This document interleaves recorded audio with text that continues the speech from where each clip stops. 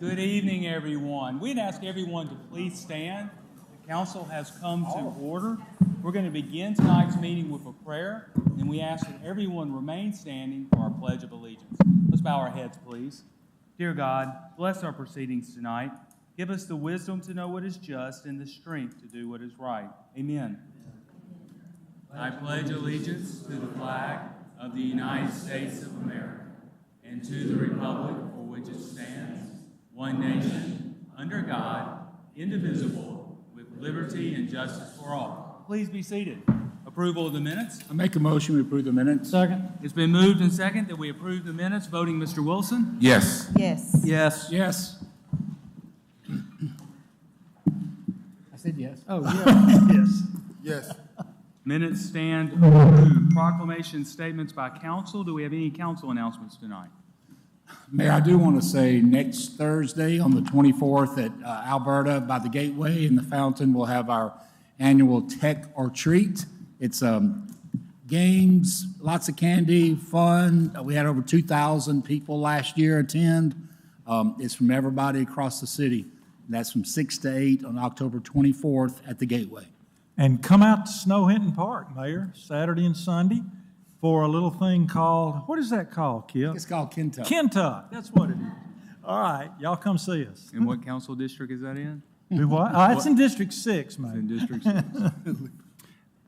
Any other council announcement? Any agenda item comments by citizens? Yes, sir. We've got one. Mr. Jason Perryman is here to speak regarding the item on Creole Connection. Okay. If you would, please come forward and give your name and address, and you will have 5 minutes to address the city council. Okay. Jason Perry, my address 2322 4th Street, Tuscaloosa, Alabama. Could you speak into the microphone to help me? Okay, 2322 4th Street, Tuscaloosa, Alabama, 35401. I came there today. We're trying to push our hours. Back we originally stated we was gonna close at 10 p.m., but just opening up, seeing it due to the nature of Tuscaloosa in the evening time with patrons coming out, closing up, it's kind of just being real hectic on the business. You know, it's like everybody's coming out and want to spend money at that time, so we just want to push it a little bit further so we can stay open, so we can just sustain business down here. I have to say I was disappointed to find out y'all were staying open longer than what you had told us when we issued your license. And if this gets changed, it needs to be exactly what it is, okay? You understand? Jason, let me thank you so much for your diligence. I believe in working with you, and thank you for investing your time, your talent, and your treasure within our district. And I appreciate your due diligence of coming to the city, asking for the extension of hours although how we got here has been a situation, but thank you for coming and wanting to do that. I know that you were not perhaps aware that we met today. We're glad that you're here today to extend those hours, and I want to thank you for it. Any other comments? Thank you, sir. The council will take up this item on page 36 later on in the meeting. Any other agenda item comments by citizens? No, sir. Okay, we have no unfinished business. Consent agenda, clerk. This approves items A through G on the consent agenda. Move adoption. Second. It's been moved and second. Voting Mr. Lanier. Yes. Yes. Yes. Yes. Yes. Yes. Yes. Consent agenda is adopted. Public hearings, clerk. This grants tentative approval of the Gates of Emerald's Edge, a planned unit development. Move adoption. Second. It's been moved and second. Mr. Pons. Good evening, Mayor and Council. This is a planned unit development request for the Gates of Emerald's Edge, consisting of 12 single-family residential lots and 1 open space lot on approximately 32 acres, located north and west of Lewis Spur and bordering Lake Tuscaloosa in Council District 3. So here's the location of the property. This is a small part of a larger development. They are requesting for this portion here to be gated off and essentially become a planned unit development. So again, 12 single-family residential lots, lot sizes ranging from 1.2 to 4.7 acres, estimated home price $2 to $4 million. Here's the layout of the lots, and then that proposed gate, the renderings, architectural style of the homes within that area, and it does conform to framework. Framework identifies this as lakeside living, and you can see that on the future land use character map. This was unanimously recommended for approval on September 16th. So, Mr. Pons, is the request for the ability to gate it or to develop it under a PUD? So there, I mean, if it's private property, you don't need an authorization to gate it, do you? for a public road, Or a public road. it would be a public road, yes, sir. And And the other request is to develop according to a PUD and to restrict access on the public road? correct, yes, sir. And I believe that they are wanting to make that road private, so that would be that open space lot. So they're taking away, the engineer is here to answer more on that. But that's the sole purpose of the request is to gate that property. So procedurally, Mr. Pons, we have to first dedicate it as a public road, and then if the PUD is granted, then the developer then has to come back and request that the road be made private? No, Like sir. So- Vacating some of these alleys? No, they haven't dedicated that right of way yet, I don't believe. The engineer is here, he can answer that question probably. But at no point will the city Be vacating any, no, will be expending any dollars on a public road. oh, no, sir, no, sir. Any other questions for Mr. Pons? Okay, if the applicant is here, if the applicant or applicant's representative, if you would, please come forward and give your name and address. Mayor and Council, Robert Martin with Duncan Coker Associates. So these 12 lots are actually in Phase 1 of Emerald's Edge. That's an improved master plan. We're under construction right now, and the developer wishes to gate these 12 lots. So essentially, we'll put the gate up, and everything downstream of the gate will be a privately maintained road. That's the purpose of the PUD. We're not changing any lot lines or any road configurations from the approved master plan. We're just simply installing the gate. So to answer your question, this subdivision is under construction, so the plat hasn't been recorded yet. So the PUD and the plat will be recorded simultaneously, so there won't be any right-of-way vacation necessary. So it was built privately, not purchased by us after building? Say that one more time? It was built privately and has not transferred to our control? That's correct. It's currently under construction, so the plat's not recorded yet. Is this land in the county coming into the city, or is it? It was in the currently in county. the city? We've since annexed, so the property is in the city. Any other questions? Okay, thank you, sir. This is a public hearing. Is there anyone here wishing to speak for or against the PUD? Seeing none, voting Mr. Wilson? Yes. Yes. Yes. Yes. Yes. PUD's approved. Good luck. Clerk? This approves a more than 30 days special retail license for Party Down LLC. Move adoption. Moved and second, Mr. Mills. All right, good evening, Mayor and Council. This is ABC Alcohol Application 24-070, Party Down LLC, DBA Bryce Lane Events. They're applying for special retail more than 30 days. The property is located at 200 Bryce Lawn Drive. The first picture shows an area view of the proposed location. All my reports have been filed with the City Clerk Office. Officer Champion will give his report, followed by the applicant. Any questions? So I must say that this was unanimously approved by committee to come before you guys for a vote. Thank you, Mr. Mills. Officer Champion. Good evening, Mayor and Council. The Police Department doesn't have any objection to the applicant. Okay. Any questions for Mr. Mills or Officer Champion? Okay, if the applicant would come forward, please give your name and address. Lauren Shoemaker, 13800 Wire Road, Cottondale, Alabama. Any questions for Ms. Shoemaker? You briefed us in committee, this is the same arrangement? we Yes, sir, use with the for University farmers of market? Alabama. Yes, sir, it's events managed by the Bryant Conference Center. No other questions? Thank you very much.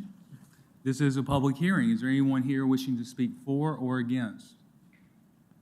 Seeing none, voting Mr. Lanier. Yes. Yes. Yes. Yes. Yes. Yes. ABC application is approved. Good luck. Clerk? This will revoke the business license of Skinner Transportation Service. Move adoption. Second.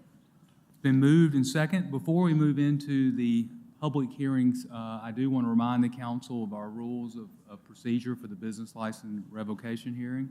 You'll move. The revocation hearing will follow the procedures established by City Code Section 733. Though aspects of this hearing may mirror a court of law, this is not a judicial proceeding. The mayor will preside over the hearing as chair and is charged with maintaining order. The city attorney will have no more than 15 minutes to present his case. Includes opening statement, presentation of evidence, interviews of witnesses, and questions from Tuscaloosa City Council members to the city attorney and/or witnesses. The city attorney's opening statement and presentation of evidence will be from the center podium. When the city attorney interviews a witness, the witness will be at the center podium with the city attorney at the right podium. Licensee or their counsel will have no more than 15 minutes to present their case. Includes opening statement, presentation of evidence, interviews of witnesses, and questions from the counsel to witnesses and/or licensee or licensee's counsel. License or their counsel's opening statement and presentation of the evidence will be from the center podium. When the licensee or their counsel interviews a witness, the witness will be at the center podium with the licensee or their counsel at the left podium. Following the presentations by the city attorney and licensee, members of the public may address the Tuscaloosa City Council up to 3 minutes each. A member of the public may only address the council once during the public hearing. The council may choose to recall a witness for questioning or pose additional questions to the city attorney, licensee, or licensee's counsel. At the conclusion of the public hearing, the Tuscaloosa City Council will discuss the revocation in a public forum prior to voting. Depending upon the length of the hearing, the chair may call for recess of the proceedings. All cellular devices are to be silenced. The right of due process deserves our respect and full attention. At this point, I will turn it over to the city attorney or the city attorney's representative. Mr. Woodson?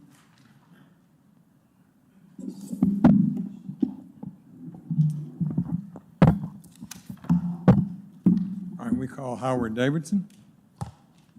And you are Howard Davidson? Yes. And would you introduce yourself and what you do? I've been a police officer with Tuscaloosa for a little bit over 24 years. And right now, one of my assignments is regulating vehicles for hire that transport passengers. In this booklet, we have in front of the council and in front of you as City Exhibit 1. Would you go through that with me and say what is on each page? Okay. So if you look at the table of contents, turn to page 1 page. We have the business license that was issued in 2024 for Skinner's Transportation. On the next page, which is actually numbered as page 1, we have the memorandum sent to the mayor and the city council. On page 2, we have a letter that was sent to Mr. McDowell, Johnny McDowell, by Carly Standridge. And what date was that served? It was served on September 22nd of 24. So if we go to, let's see, we don't need page 4, do we? All right. Page 5, page 6. All right, skipping over to the tickets. Okay, let's go on over to page 10. 10. This is a citation that I wrote to Mr. Johnny McDowell on, I got the date wrong on that one, September 23rd of 23. And that's the owner? That is the owner. That one was for no commercial insurance. I have another one for That one was for what, sir? Huh? That one was for what? No commercial insurance. No commercial. And that was September of 23? Right. That was September 23rd of 23, yes. And then the next one is for inspection of vehicles. That was on September 23rd of 23. And then the next one was for no valid chauffeur's license, and that was September 23rd of 23. Officer Davidson, were these the same vehicles? Yes, it's the one vehicle. This one was one vehicle. On page 13, is that to show that he did at one time have insurance? Yes, And that's commercial insurance? yes. And page 14? 14 is a summons that I got for Mr. Johnny McDowell for the first football game of the season. I saw him driving on 12th Street, about 11th Avenue. I knew that he didn't have commercial insurance at that time because I had already called and checked on several different companies. However, I was not able to get him at that time because I was busy doing something else, as policemen usually do during the football games. Okay, and then What prompted you to identify this particular vehicle? I didn't hear like the second word you said. What? You said that you were doing something else, and my question is, what prompted you to see this particular vehicle? Because you said you had already knew that they did not have. So my question is, out of all of the vehicles that were rolling during the football game, how did we come up with this particular car? So a few days before the football game, which I think was August 31st, I think on Thursday I called on several different companies. I checked a bunch of them to check their insurance status. Did you recognize him driving and the car? Okay. Yes. All right, and that summons is pending? Yes, that summons is pending. It hasn't gone to court yet. And page 16? This is a citation that I wrote to Johnny's brother, William, who was driving the Ford van that was, that I had inspected for Skinner's Transportation Service. It also had a vehicle for hire tag, a license plate, commercial license plate on it. I saw it driving that same day let's see, I think that was the first football game. And I knew that it also didn't have insurance. So I pulled the vehicle over and cited William McDowell for not having insurance. And he plead guilty on that one? I believe it's pending still. Pending? All right, and these pictures of vehicles, are those vehicles that he has in his fleet? Yes, this is various vehicles that he's used on page 18. And the first group of tickets, what was the results of those tickets in court? So he pled to two of them. He pled to no commercial insurance. They dismissed the inspection of vehicles, and he pled to no valid chauffeur's license. Prior to September of '23, did Skinner's have a valid certificate from the police department? Yes. And then when you saw them driving on September 23rd of '23, there was no insurance? Right, correct. And did he bring the vehicle to you on September 28th and come into compliance? Yes. And that means he showed you commercial insurance? Yes. And then on January 11th, did he come into full compliance for a 24 inspection? Yes. On 8/24, you searched all the commercial vehicles to see who still had insurance. And Right. did he have insurance? He did not. Then you saw them Skinner's driving vehicle on 8/31? Yes. Did you pull that vehicle over? I did not. Not Johnny, but I pulled his brother over. All right, you pulled him over. Uh-huh. And did you have an opportunity to speak to Johnny McDowell? His brother, William, called Johnny, and I talked to him on speakerphone. And was it about insurance? Yes. And what did he say? He told me he canceled it because they were charging him too much. Why is it important to have commercial vehicle insurance? So it's important to have commercial insurance to protect the public and to protect the riders, because if the insurance company finds out you're doing business with it and you don't have commercial insurance, they're most likely not going to cover you. Commercial vehicle insurance is needed for vehicle for hire. Your personal insurance will not cover. Right. And that would leave a rider, the public, not covered as well. Say again? That would leave the rider, a member of the public Correct. who was a fare, would not be covered. Correct. Did he cancel his insurance 2 different times after inspection? Yes. Do you have a recommendation for the council regarding revocation? I'm going to recommend revocation of Skinner's Transportation Service. All right, and that's all we have. Any questions for Mr. Woodson or for his witness? Do we have other businesses like this that do keep their insurance? Yes, Do you keep up with that on a regular? I do my best. I regulate about 40-something companies, so it's hard. You say you regulate how many companies? About 45, I counted them today. So if you regulate 45, how often do you check the number of each of the 45 to verify their insurance? Every year, Just once a year? for the most part. Okay. Do you check them in the fall prior to football season? For the most part, yes. Are there any other similar companies in this situation where they have been inspected and then canceled the insurance twice? I caught another fella last year. No, it might have been that same day. And what happened to them? I told him to go get his insurance, and he went and got his insurance. I really think he has some issue. He's not very smart, and so I cut him a break on it, and I just told him to go get his insurance, and he did. And why would we not do the same on this? Because he's not a repeat offender. The first one was, the one you just mentioned was not a repeat offender? Right, well, the one I just mentioned, no. Is this the only one that has done it twice?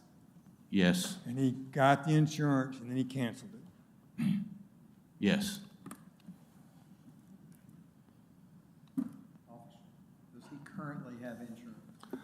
He has insurance on his Yukon, his GMC Yukon that he drives. Is But the other vehicle doesn't have insurance? to my knowledge, it doesn't. Is it working? Is it working? I'm saying, is the vehicle is it out there doing work? I mean, transporting people. I've received information it has, but I haven't been able to catch them. How would you obtain that information? You just said you receive information that it has it. Who would give you that information? I have people out there that do business legally, and they don't like to see people that don't do business legally because they have to pay all these, they have to pay all this money to do it legally, and they feel like everybody else should do it legally too. Are those persons hired by the city of Tuscaloosa? Are those persons hired by the city of Tuscaloosa to do those type of businesses? That you just said that you have people that go out, are they hired by the city of Tuscaloosa? They don't work for the city. Is that what you're asking? Yes, sir. No, they don't work for the city. These are other drivers that will tell on the ones that don't have insurance. Okay. I just wanted to know. Any other questions for the city attorneys or the city attorney's witness? I'd love to hear from the Mac Is Skinners. that- Let me ask them, I did have. a We'll need to follow the process. Mr. Tyner? Is there any other reasons for the revocation besides the insurance?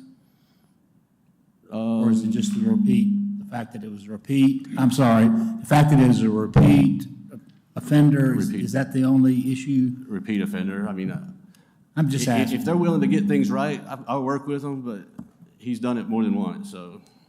There was I have a- no chauffeur license and no current inspection sticker from TPD also.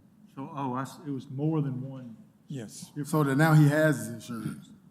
You still want to take his license? He have his commercial insurance? I can't hear good, man. He has commercial insurance at this time, so you still want to take his license? Yeah, yes, because he has a tendency to cancel it after I do my inspections and things of that nature. So I just don't, he's not trustworthy, and that the city's just being put at risk.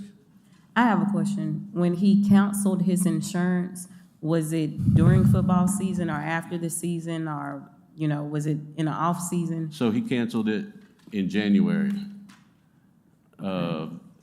this year, right after I did the inspections. Okay. He came in for an inspection in '24, in January, with the current insurance. And then right after he got inspected, he canceled it. No, I called the insurance company, and that's what they told me. They So told me was- it was canceled in January. So was the business dormant between January and August? Was business what? Was the business not in operations between January and August I or don't know. September? I don't know. But I do know I saw him at the game, and that was in August, and he didn't have insurance. Mr. Woods, he's done this twice. We give him a third chance and he does it again and there's a traffic accident. Are we liable? We can always be sued. We would defend it, but there is a chance. Jimbo, question. When we put these requirements out of companies like this, do we ever ask to be named, do we ever ask to be named additional insured? We do. In that case, and I mean, from my days doing this, if someone canceled the insurance, you would immediately get notification, like a certificate that says their insurance is canceled. That doesn't happen to the city? Because I know it didn't trucking. So, I don't know what's happening to the letters, but I've actually gone through with revenue and talked to them. And from now on, they got to come through me before they can get their business license. And I don't know if the letters are getting lost here or what, but they're supposed to be coming here. So I'm starting to make them put on that certificate holder, City of Tuscaloosa, Attention Revenue Department. And I think that's where it was getting lost at, because before it was just City of Tuscaloosa. But my guess, the mail is so unreliable these days, you ought to be able to get a copy another way, either through email or something, because if they're doing this or anybody's doing this and then they turn around and cancel their insurance, you ought to be able to get notice of that pretty quickly where you would know that immediately, I think. I would think this would be very similar to how trucking works. So. If they're coming to City Hall, we get hundreds of these things, and it's hard to match them up. We have less than a minute left. Any other questions? I just want to say you got two offenses. I believe if he got his commercial insurance and adhere to or comply with the rules going forward, I don't think we should take somebody's means of making a living. I don't know if y'all in the same economy that I am, but it's tough. So if it's not football season, I can understand not having to pay $1,000. I'm not saying it's right if you're not operating in that manner. Then I get it. I'm not saying it's right, but I'm just telling you, I'm gonna show some grace on it. I don't want to take a man's license for that. Not right now, especially if he's compliant at this moment. How many vehicles does he have? He had two. He had a Yukon and a Ford van. He still got the Yukon rolling. The Ford van, I pulled it over on the first football game, and I haven't seen it since, although I've heard it's still out. That's the end of this part of the presentation. The council does have the opportunity at the end to call back if they desire. Thank you. At this time, I would ask that the business or the business's representative please come forward.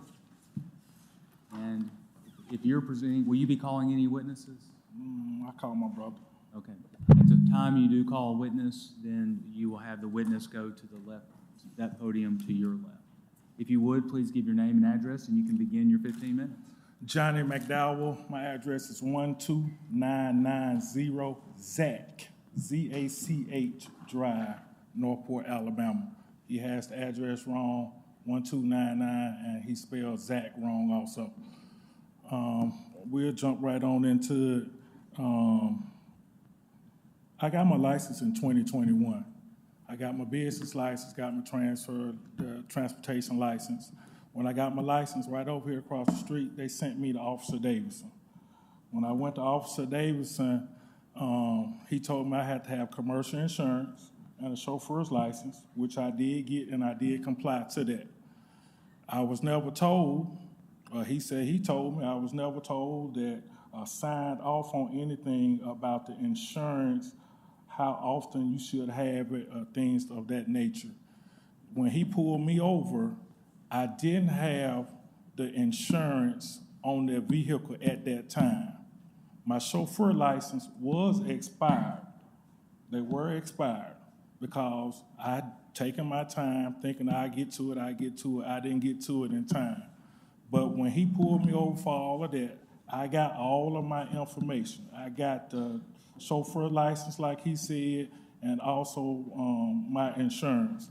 Also, he said that I canceled my insurance in January, right? I have documentation right here where I paid my insurance for January.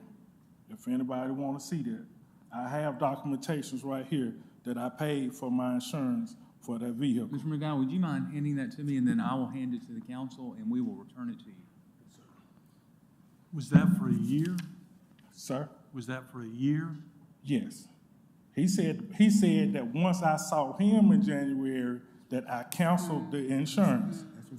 That's the receipt showing where I paid for the insurance for January. Was that just for 1 month, or was it for the entire year? For the entire year. Did you cancel it, did you cancel it subsequent to that? No, sir, I did, not in January. You never kept, no, So I'm subsequent. finna get to Anytime after that. that, while you were driving past it? Say that again? Anytime after the January, did you cancel the insurance while you were paying passengers? No, sir. No, sir. I have two vehicles. I have a Yukon XL and a bus. The bus is primarily used for football season. That's it. The Yukon is used year-round. It's used year-round. The bus, I only use it for 7 games or 7 weekends out of the year for the home football season. When football season is over, I do not use the bus. I will let the insurance go because I'm not using it. I will not pay extra $600 or $700 a month for a vehicle that I know I'm not using. But the Yukon, I keep the insurance up to date on it. So you intentionally did not have insurance on the bus? I don't use the bus. You don't use the bus? I thought you said you used it in football season. During football season, it had insurance, and that's the receipt. That's the receipt that I'm passing around right there, showing that I had insurance on it. Football season is over with in December. So, also, What is it? This payment, is it for both of the cars? Is it one car? Is it? it's for both vehicles. That's for both vehicles. Because the bus has to go through an underwriter.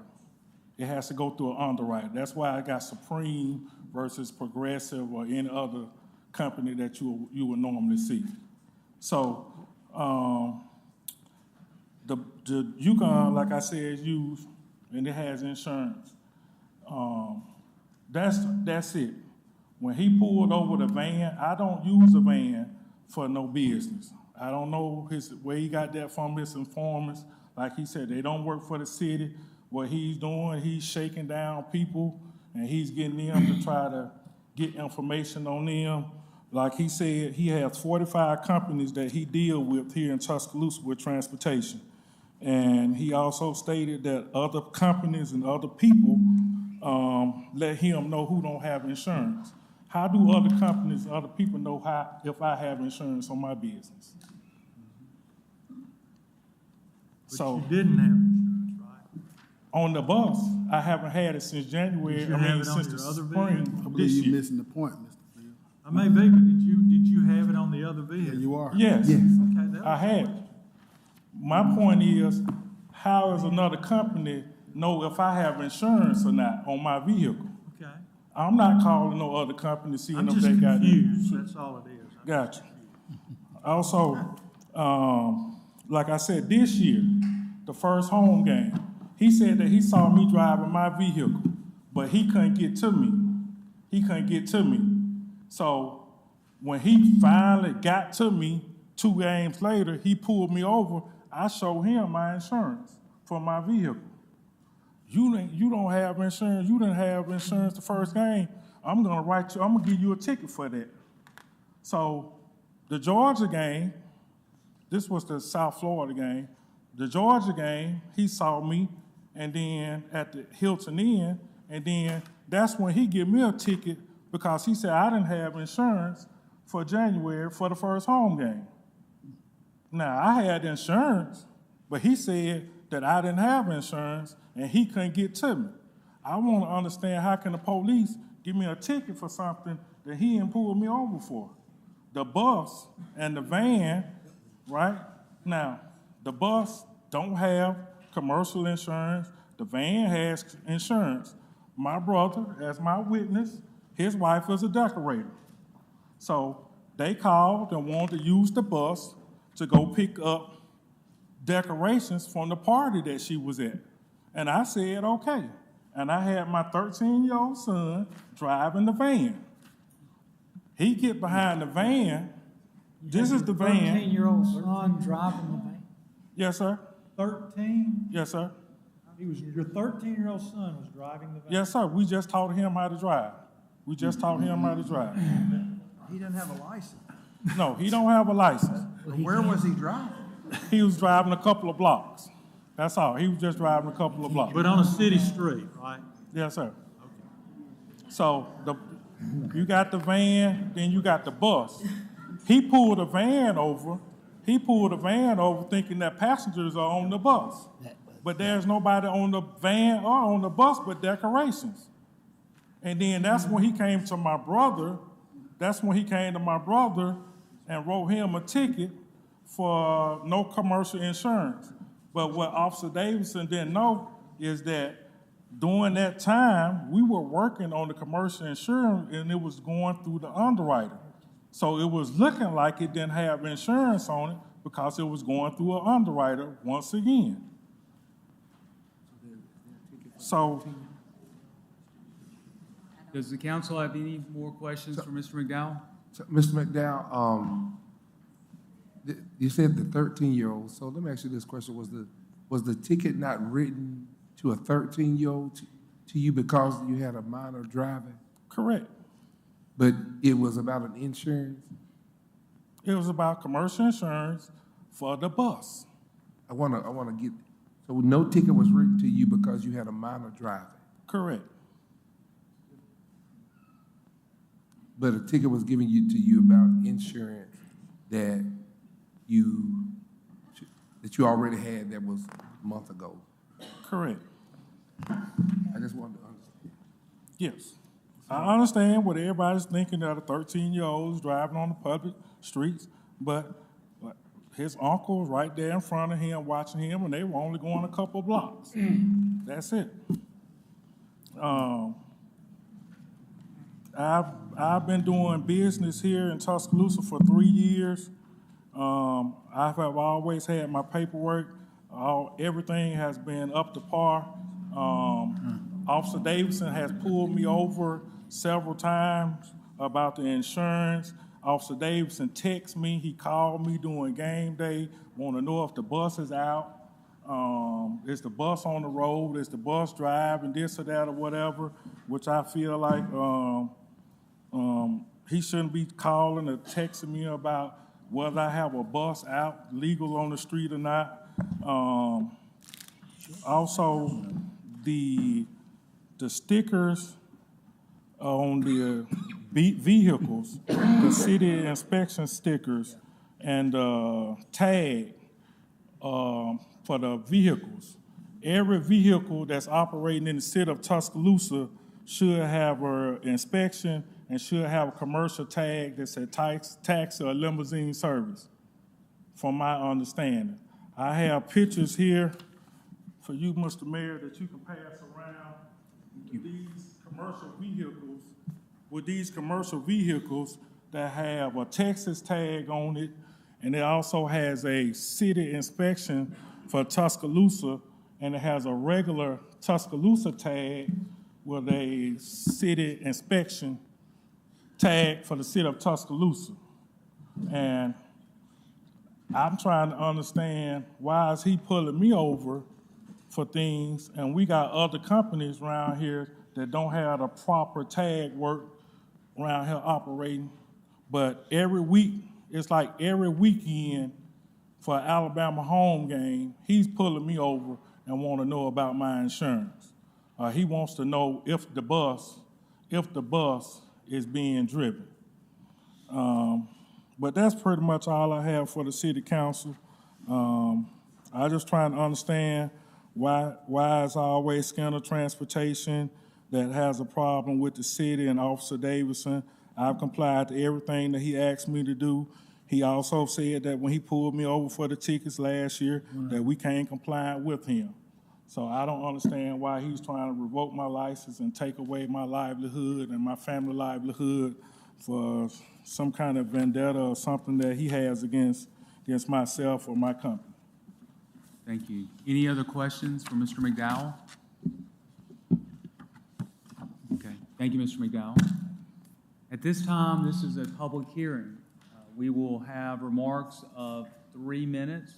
Is there anyone here that wishes to speak for or against the business revocation? If you would, please come forward and give your name and address. To the mayor, city council, my name is William McDowell. I'm the brother of Johnny McDowell. I want to speak in for my brother, for him not losing his transportation business. He did just say that his 13-year-old son was driving a vehicle that was operated on a public road, or on a road. I know that shouldn't have been said, but my brother complies with everything that should have been done. When Officer Davidson had first pulled them over, he was not aware of the things that he needed to get. But when he became aware of what he needed to get, he went on and complied and did everything that he needed to do. Officer Davidson, when he pulled us over in the bus, we complied and did everything that we needed to do. We went and got the insurance. I have my chauffeur's license. Johnny have his chauffeur's license. We've been operating a reputable business. We've been operating a good business. We have businessmen among us. Some of you are businessmen. It makes good business sense if you're not operating a vehicle only during game time to let the insurance go so your revenue won't be so high. That's what he did. And so when he pulled me over on the Alabama first home game, the vehicle was being used to handle and move some decoration that my wife was decorating a party. He says that he has seen the vehicle since operating. I can verify and say that vehicle has not been operating since August the 31st. That vehicle has not been operating. Johnny has his business. He has everything that he needs to operate his personal vehicle, and that's the Yukon that he has. He's doing a great job with his business. I'm proud of the work that he's done. And I think that we should stand in support of him for this business. This business not only helps him, but it also helps this city because he pays taxes and revenue into the city. And I think that would be something that good that the company, that the city would do, to hold on to him, allow him to keep his license. Good brother, good man. He does a great work in this community. I don't think that business should be taken away under no circumstances because he's doing a great job. Officer Davis also, he had pictures of my personal vehicle that I advertised for my brother's business. My personal vehicle is not being used for any transportation with Skinner. It's advertisement. And I would advertise for any person, business, or even council or whatever. That's what that personal thing, what that was about. There's only one vehicle that's being used, that's his Yukon, that is being used for business. I will ask that the council just have mercy, allow him to continue to operate his business in the legal manner that he's been doing since Officer Davidson has pulled him over. Thank you, Mr. Mayor. Thank you, council members. Thank you, Pastor McDowell. Thank you. Anyone else wish to address City Council tonight, for or against the revocation? Seeing none, the public hearing is closed. At this point, any final council comments or anyone they wish to call back for any final questions? Mr. Woodson, is there a punishment short of business revocation that's applicable here? He's already been issued the citations to go with that. So I can't think of a lesser revocation or suspension. You would have to do it, if you were going to let him keep his license, you could set up a time for them to review it and then bring it back to you, sort of like probationary. If he does something else again, they'll come back in 6 months and let you know. Is that an option? You say that is possible? It's if you decide to let him keep the license, you can ask for Officer Davidson to come to you or come to the council and let you know that he has, let it lapse. Is this similar to what we do on buildings that are scheduled to be demolished, where we give them a certain amount of time and dependent on the authority overseeing it, coming back and say no problems or problems? Yes, I think you could do something for a year, put him on like probation, where Officer Davidson would come to the council and let you know that he let it lapse on especially the Yukon, or it was caught using the van in service. So I think that would be what you're asking for. Mayor, let me say, may I Oh, say, go ahead, Mr. may I say something? I've been down here 28 years, and this was a tough one. I believe, I've known Mr. McDowell for many, many, many years. I am for giving you another chance, and then we'll do kind of like a probation. If you do lapse your insurance again and you're doing business, then I wouldn't be able to support if it happened again. I am going to support you tonight, but please don't have your 13-year-old son driving. You know, that's disturbing, I think, to most everybody.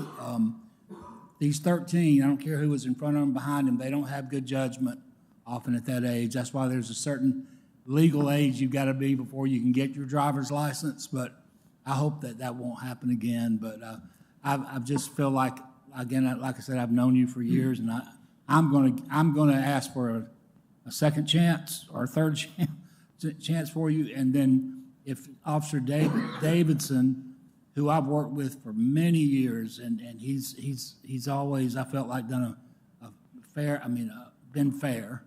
But I'm willing to stand with you tonight.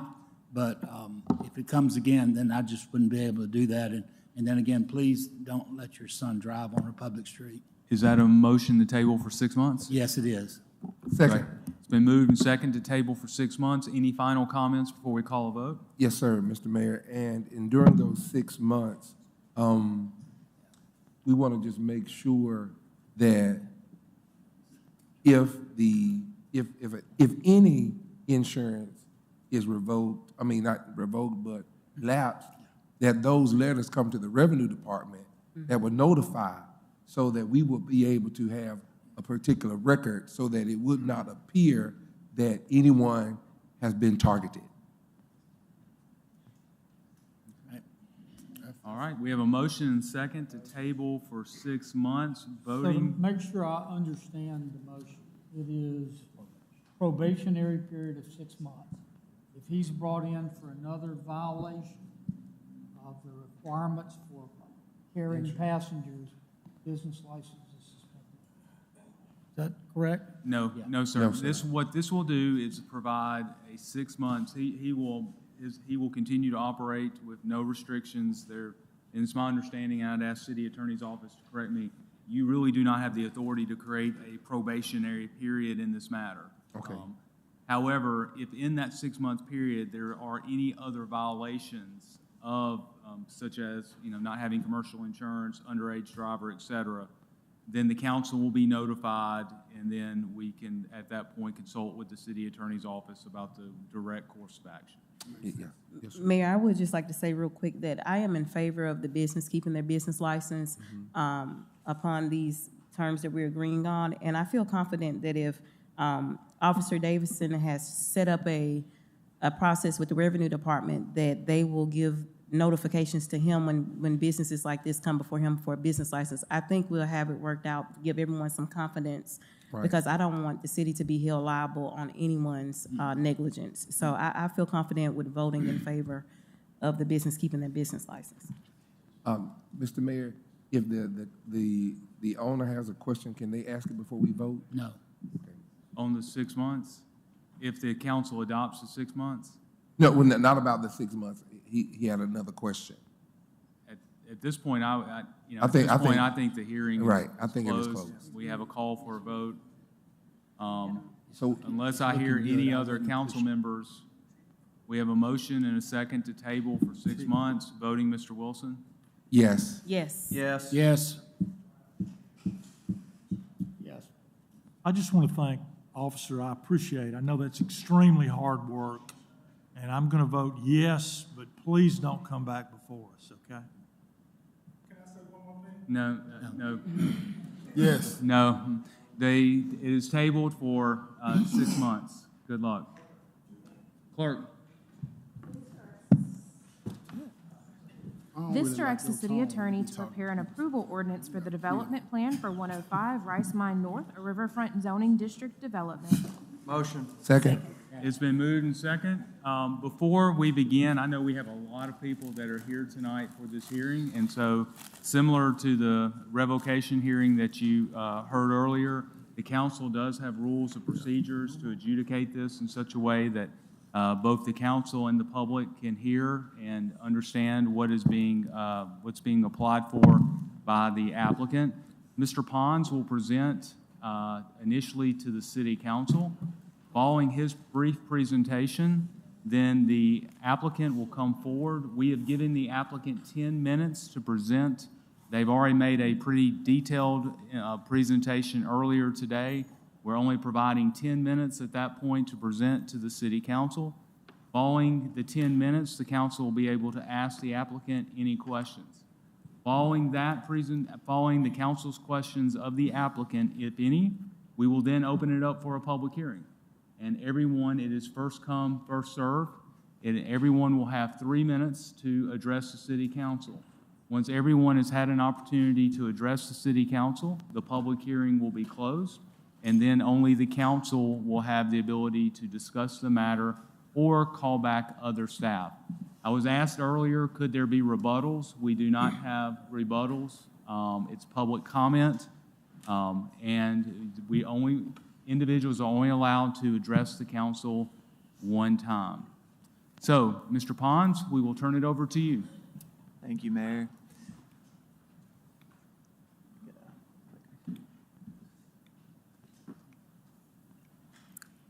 So this is a request from Sports Illustrated Resorts Tuscaloosa, Development 123 LLC, petitions to construct a mixed-use development on the property located at 105 Rice Mine Road North, Council District 3.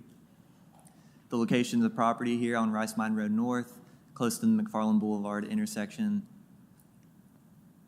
currently zoned RD.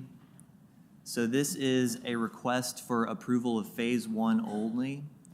So we are not discussing Phase 2 tonight, strictly Phase 1. The request, to summarize, is a 290,000 square feet of hotel. It's 137 keys, 76 timeshare units, and 66 private condominium units located within 2 9-story buildings, which equals 279 total units for Phase 1.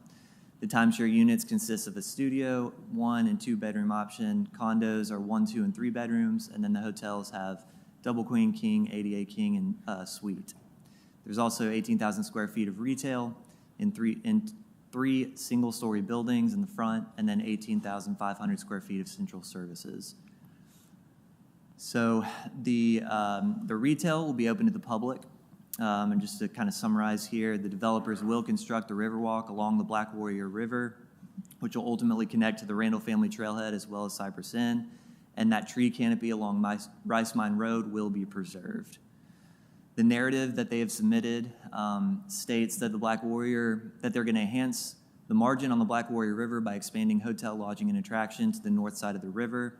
Events on the lawn will bring more recreation to the river and will be open to the public. This will be compatible with the proposed Riverwalk vision that the city of Tuscaloosa currently has by connecting that trail. Other land uses for this include outdoor trails intertwined with the Riverwalk while maintaining the tree canopy along Rice Mine Road. Mr. Pons, what is the margin on Black Warrior River? You can ask the applicant that. That's something, I'm assuming it's just kind of jargon for, they're enhancing the Black Warrior River experience. Is that the littoral? All right, I'll ask them. Yeah, they can. So here's the rendering that they've shown. This is coming kind of from McFarland, the bridge. So you can see the 3 buildings in the front as retail, and then the 2 larger structures in the rear. Those are the hotel and condo and timeshare buildings. So here is the site plan that they've proposed. And Phase 1, this is some renderings showing the hotel, condo, timeshare building design. So you can see kind of the pedestrian amenities that they have on the front portion of that, as well as the materials that they're proposing to use. And then the entry elevations here. Phase 1 floor plans, so level 1 This is showing, it's hard to see, but timeshare is the green. Condo units will be orange, or lighter orange, and then hotel will be a darker orange. So in this photo here, on level 1, you've got green timeshare units on the north-south facing. You've got some function space in that middle there with the pale yellow, and then the bright yellow is function space as well. You've got the condo units as well as the hotel units on the southern portion. And this is levels 3 through 5, level 6, and 7 through 9. And we can get more detail on this if you have further questions. The retail building design here. So here's some renderings showing more of the retail aspects. You can see the event space that they have in between that condo and the retail. And then some site plans showing what that might look like on the larger portion there. It's really pedestrian. There's no like street cut-throughs in between the retail and the event lawn. And then that the one just below that, you can see some suites that they would have that they can that their tenants that they have can utilize. So this is the central services building that I'm going to talk about just now, which is on the north side of the property. Here's a rendering showing what that might look like and some elevations. And then the floor plan. So this again is just laundry facilities, office space for the function of the overall development. Staff review. So this proposal does meet the requirements outlined in section 24.242 of the zoning ordinance. There were 2 public hearings held already for this. One was the Riverfront Advisory Committee, who provide comments for the Planning and Zoning Commission and then for City Council. So this public hearing for the Riverfront Advisory Committee was held on September 5th. Their comments were emphasizing the importance of maintaining the natural streetscape, specifically the tree canopy along Rice Mine Road. Concerns about maintaining occupancy, the business model, essentially, that they can talk more about. Emphasizing the importance of the connection of the shared use path, the Riverwalk, and then concerns regarding the timeshare use. But overall, they stated that they liked the development. And then moving into Planning Commission reviewed it and held a public hearing, and it was unanimously recommended for approval on September 16th. Any questions for Mr. Pons? Mr. Pons, that section of Rice Mine Road, is that designated as a Alabama scenic highway? I believe it is, yes, sir. Does that bear any proscription against a 9-story building or a 5-story building or a 16-story building? No, sir, not that I'm aware of. Any other questions, Mr. Pons? Do you know what the definition of that is? If sorry? something is a scenic highway, what does that mean? Other than the obvious. What we typically deal with in my office, and the city attorney's office might be able to better answer this, is signage. So billboards and things of that nature aren't allowed on the scenic byway. Any other questions for Mr. Pons? Thank you, Mr. Pons. If the applicant or applicants would come forward, please give your name and address. Following your name and address, you will have 10 minutes to make your presentation to the City Council. Thank you. My name is Brian Dixon, 7029 Turtle Cove Drive in Myrtle Beach, South Carolina. As I said, my name is Brian Dixon, and I'm here today representing Travel and Leisure Co. I am the Regional Vice President of Resort Operations, and I've been with the company for over 15 years. I do appreciate the opportunity that we have this evening to share our vision for the flagship resort of Sports Illustrated Resorts. While Sports Illustrated Resorts is a new lifestyle brand, our company has a very diverse portfolio of resorts, membership, and lifestyle travel brands within the Travel and Leisure Co. family. Excuse me just a moment. Will this go forward? I'm sorry. Try it now. Thank you very much. As you can see here, we have more than 270 resorts, 28,000 vacation ownership suites, and 800,000 plus timeshare owners. We are the largest in the industry, larger than Marriott Vacations, larger than Hilton Grand Vacations. Many of our brands have a deep history in the industry, dating back over 40 years. Each of these brands helps to bring people together and inspires travel around the U.S. and beyond. Some of our renowned brands in our portfolio include Margaritaville, Accor Resorts, and Wyndham. Our mission is simple. We put the world on vacation, and we helped over 6 million families to do that last year alone. We want to deliver the ultimate family-friendly, sports-themed, and active lifestyle resort network, and we are concentrating on universities with passionate fan bases. We envision Tuscaloosa as the first in a network of upscale resorts connected by the powerful Sports Illustrated brand. Football games, arts, cultural events, orientations, graduations, all no-brainers. But we believe that there's unlocked potential in the remaining times of the year as well. We believe we can create a destination for sports fans as well as travelers looking for more experiential accommodations. Sports tourism is a $588 billion segment per year. It is expected to reach $2.1 trillion by 2030. Our own research has shown that consumers were overwhelmingly excited about the Sports Illustrated resort concept. Nearly half of people who travel for sports have children younger than 18, and 38% of kids enrolled graduated from college. Now I'd like to take this opportunity to introduce Kit Wilburn, who oversees our resort development, design, and renovations. He'll give you a brief overview of our plans for the project. If you would, give your name and address. Thank you, Brian. My name is Kit Wilburn. I work for Travel and Leisure, 6277 Sea Harbor Drive, Orlando, Florida. I'm the Vice President of Strategic Development. I've been with the company for almost 17 years. I want to thank the City Council for having us here today, and I want to also thank the Planning and Zoning staff. We've enjoyed working closely with city staff throughout this process and have been,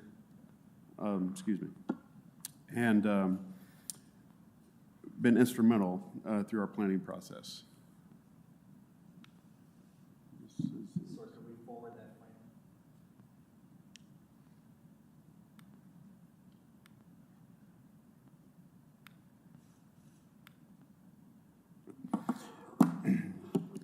Before we transition to our plan for the resort, I'd like to share some of our more recent projects. As you can see on the screen, we have Club Wyndham and Margaritaville Vacation Club in downtown Atlanta, Georgia. We have Worldmark in Moab, Utah. It's just outside Arches National Park. We have Club Wyndham in downtown Austin, Texas, and we have Worldmark Riverfront in downtown Portland, Oregon. As Brian mentioned, we have an extensive history in the vacation resort and timeshare industry, often blazing new trails. Each of the resorts you see on the slide were the first timeshare resort in their respective cities. Each of our resorts are developed following a very similar process, which begins by partnering with the city, and this partnership is essential to meeting our objectives. The resorts you see here are great examples of how Travel and Leisure follow through on our commitments while adding world-class upscale accommodations to these communities. I'm extremely proud of the work that we do to deliver a resort that is specifically designed for each community, showcasing the attributes that make each community unique and desirable place to visit. And we pledge to do the same thing here in Tuscaloosa. When we join a community, we hope to integrate into the fiber of it. Tuscaloosa offers enormous opportunities, from partnering with the university to supporting local youth sports. And at this time, I'd like to shift back to talking about the resort itself. I'd like to introduce Louis with Lamar Johnson Collaborative, who's our design firm. Louis will share more details about how we developed the plan for the resort, and which we think complements the local design aesthetics, and also to showcase what residents can expect when complete. Thank you. Hi, I'm Louis Vavarutsos from Lamar Johnson Collaborative, 442 Red Sky Drive, St. Charles, Illinois. I'll go through this quickly. I know you've seen many of the submittals, but we started this project by really trying to understand the place and various aspects of it, ranging from beyond the campus game day into the nature of the outdoor experience and the experience economy itself. Obviously, if you want to be placemaking, you have to also be sympathetic to context. So the next thing we did is we took a look at the campus context. not with the purpose of copying University of Alabama architecture, but rather to identify characteristics so that we made sure our development was consistent contextually and friendly to it.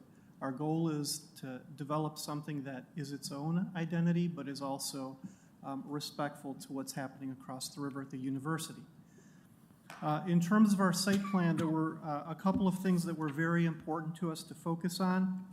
One of them was thinking about where people are coming from, how they're approaching the site, as well as views to the site from outside of it. The arrangement of buildings is intended to maximize views to the event lawn as well as to the river. We wanted to have great respect for the topography as well as the existing wetlands and did our utmost to integrate the buildings with those elements as well as preserving as many of the trees as we could. In terms of the buildings that are on the site, the L-shaped portion of the building is the hotel and the condo and timeshare building. There are 3 smaller retail buildings, which are upscale retail organized around the event lawn. And then on the far west is the Central Services Building. Central Services Building is about 160 feet from Rice Mine Road. The tree line is undisturbed, and we're doing our best to integrate it, following code requirements for materiality, scale, and also doing additional landscaping to integrate the building both from outside the site, but inside the site as well. We're also building a 12-foot wide common share path on the east side of the site to facilitate additional pedestrian circulation and doing work to reinforce the riverfront connecting east from the family park to the west. So the pedestrian experience is something that's very important to us on the project. These are some images taken, some vignettes that you've already seen, but are part of the project, ranging from the retail plaza to the event lawn, to the sports-themed restaurant, to the pedestrian path along the riverfront, all intended to help reinforce a very particular sense of place. As I mentioned, we are following all code requirements, including requirements related to the building height in alignment with the trees and not exceeding that.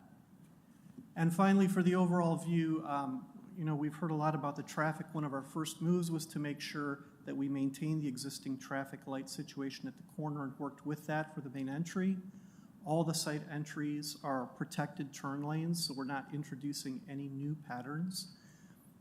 The buildings themselves, again, match the tree line and are set back from the roadway, focused on views into the rest of the site as well as to the water. And we're bringing local native landscaping into the project, both in terms of flowering and plants as well as trees, and really looking at this, again, as a pedestrian landscape. On the left-hand side of the image, you see the common shared path. It's over 1,300 feet long and really facilitating connectivity for people. You can't see the riverfront walk as closely in this image. And then in terms of the building facade, we really wanted to take elements of what we talked about earlier, the red brick. The balconies are purposefully misaligned to create movement and shadow. There's metal framing and accents on this building that don't appear on buildings elsewhere of this type, because that is more of a kind of sports and stadium aesthetic. But we really wanted to focus on the human scale, the transparent connector lobby, welcoming canopies, and really making this a memorable destination for people. I already talked about the Central Services Building, again, code-required materiality, set back from the roadway and really mixing in. So we thank you for the opportunity to present to you this evening. Thank you. At this point, does the council have any questions for Mr. Pons or for the applicants? Absolutely. Thank you. Thank you, Mr. Mayor. One of the things I want to just kind of ask some questions about first is let's talk a little bit about the history of this project. And the first iteration of this that came out about a year ago, maybe address kind of what came out and then kind of where we are now with this. And I think there's several issues I'd like for y'all just to kind of talk a little bit about.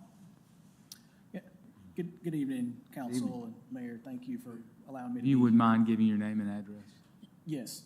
My name is Travis Crisp. I'm with Travel and Leisure Co., 6277 Sea Harbor Drive, Orlando, Try to Florida. speak into this microphone. I know it's not easy.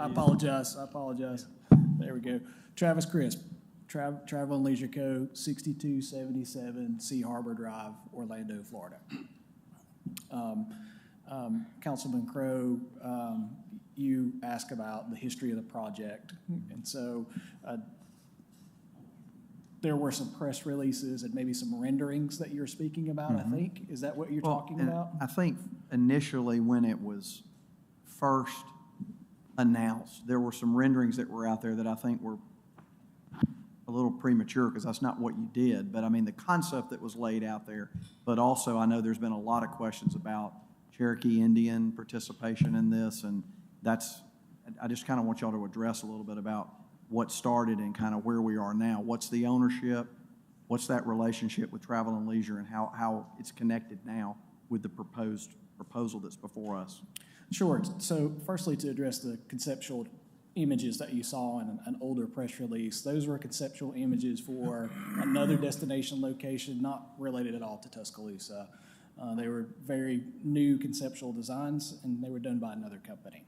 Mm-hmm. And so, those had nothing to do with Tuscaloosa. You can see from our request that we are not requesting entitlements for a lazy river or a go-kart track or any of those items. Right. Our entitlements speak for themselves. Our request speaks for itself. Absolutely. So moving on to the ownership,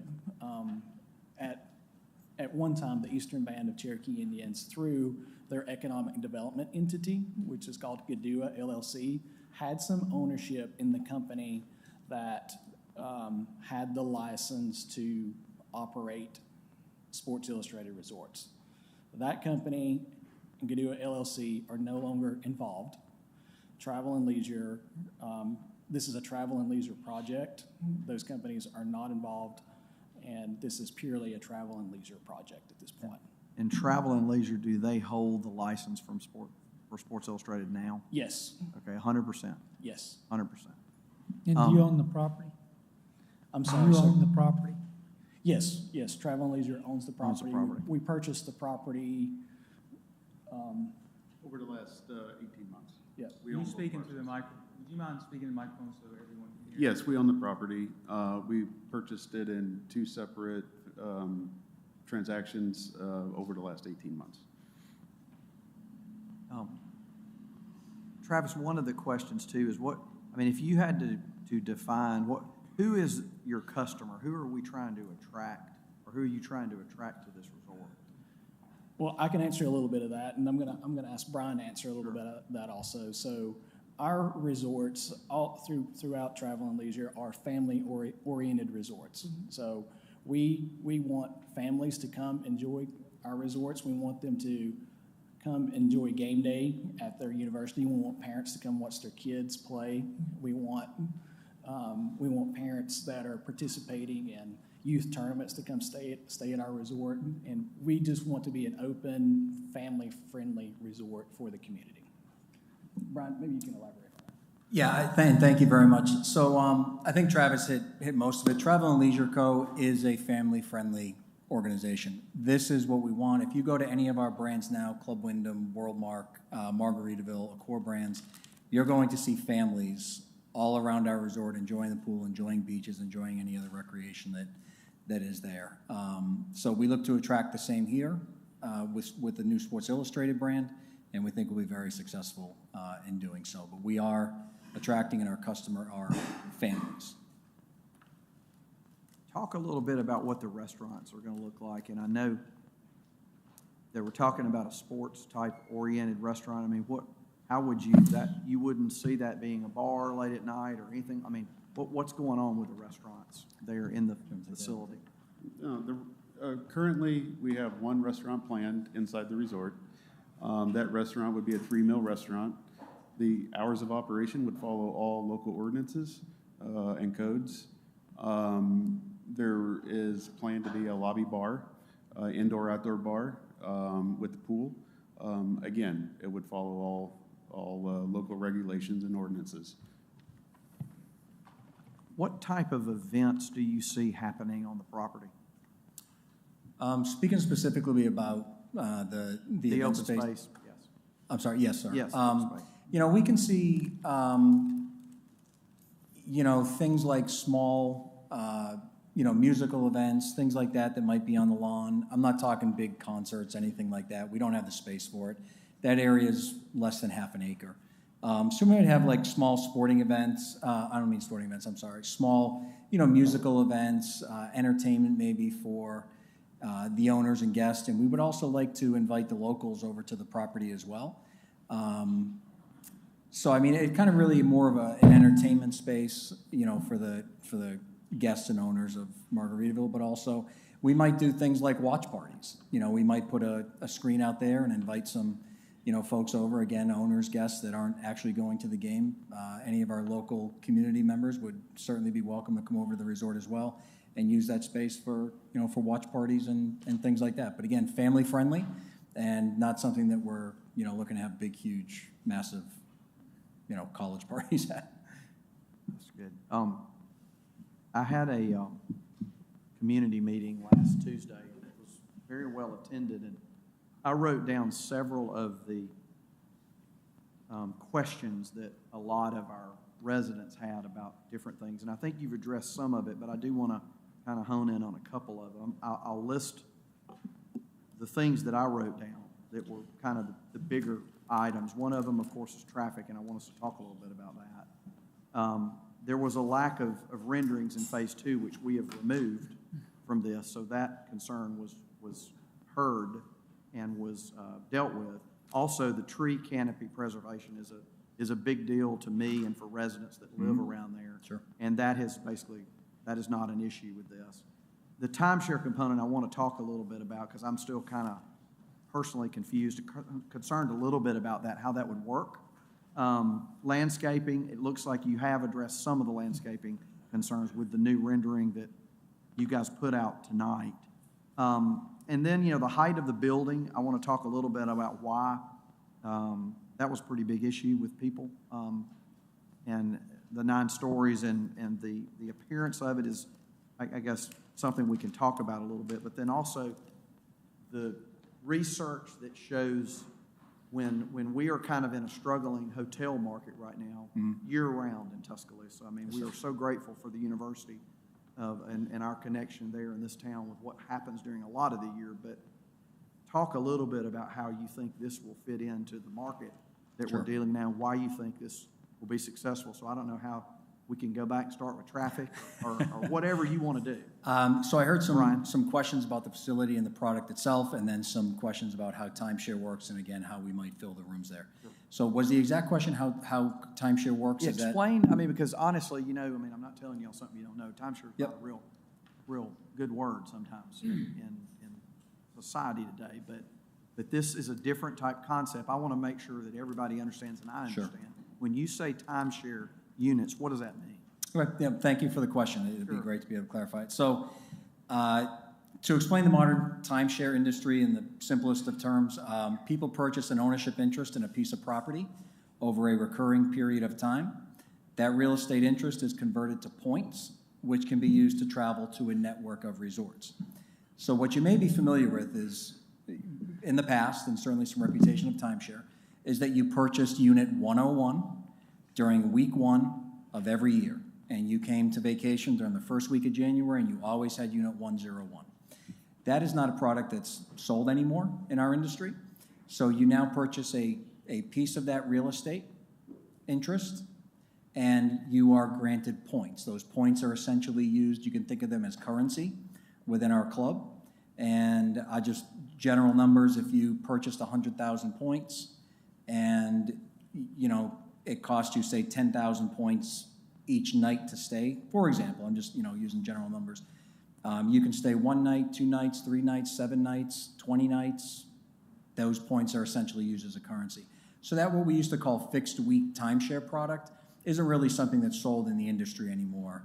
You purchase an interest in the timeshare organization, and you're granted those points to use however you wish, similar to a currency. So if a person purchased timeshare in Tuscaloosa, for example, you would get the points, right? Yes, sir. And you could use it, I guess you'd be a priority probably at this resort, right? Mm-hmm. But you could use that in any sister location to this program, right? So we do have plans and just starting out in the works to build some additional Sports Illustrated resorts around the country.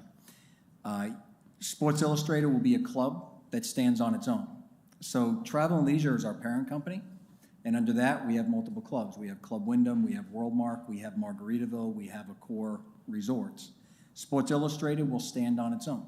You will not be able to use points in between clubs. Somebody who's a Club Wyndham owner will not be able to use their points over in the Sports Illustrated side of it. But if you purchase here, or if you purchase into the club, then if we built a resort in the next town, you would be able to use those club points at another Sports Illustrated resort somewhere else in the country.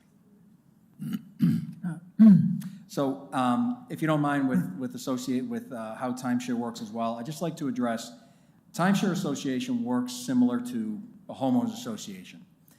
Just like an HOA, they are responsible for the operations and maintenance of that resort, and owners pay their share of maintenance expenses, similar to what you would do in an HOA that you may belong to at home.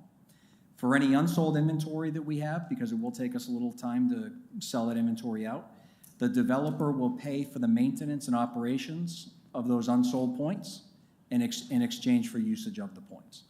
So what I'm getting at by that is Travel and Leisure is a very large company. We have the financial backing.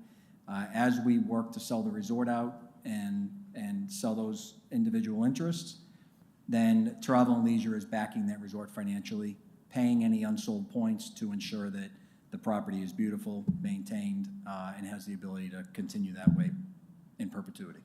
Any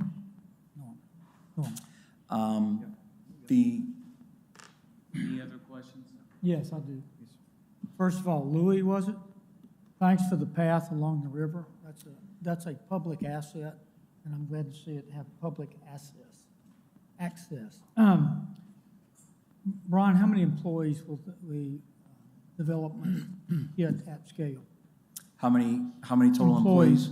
So for the condo timeshare hotel portion, you will have approximately 70 employees when fully built out. All right, that does not include any workforce that would be in the restaurant, security, valet parking, for example, or any other event employees. So that would be strictly for the operation of the hotel itself, would be approximately 70 full-time employees. So, oversimplified just a bit, the hotel rental market in Tuscaloosa has these 7 sharp spikes. Sure. Another one in May for graduation that's a fourth the size. And then there's that vast desert of demand in between there. And I say vast desert, but obviously, yes, sir. If y'all assume y'all studied the STAR report in depth, yes, sir. And looking at this, I think our occupancy rate now is running around 57, 58%. And up until recently, the average daily rate was supporting that because it was going up.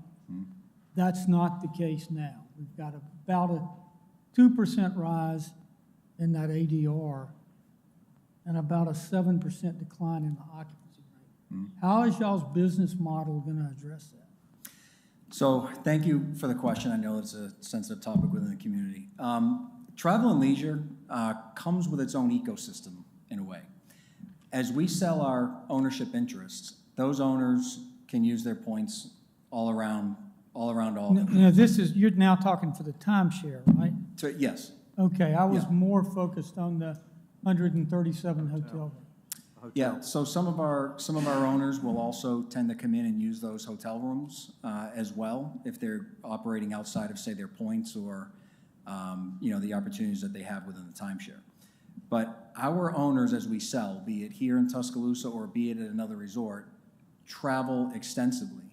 They use every one of their points. I can give you a very easy example of a small town in Galena, Illinois that is not your typical tourist destination.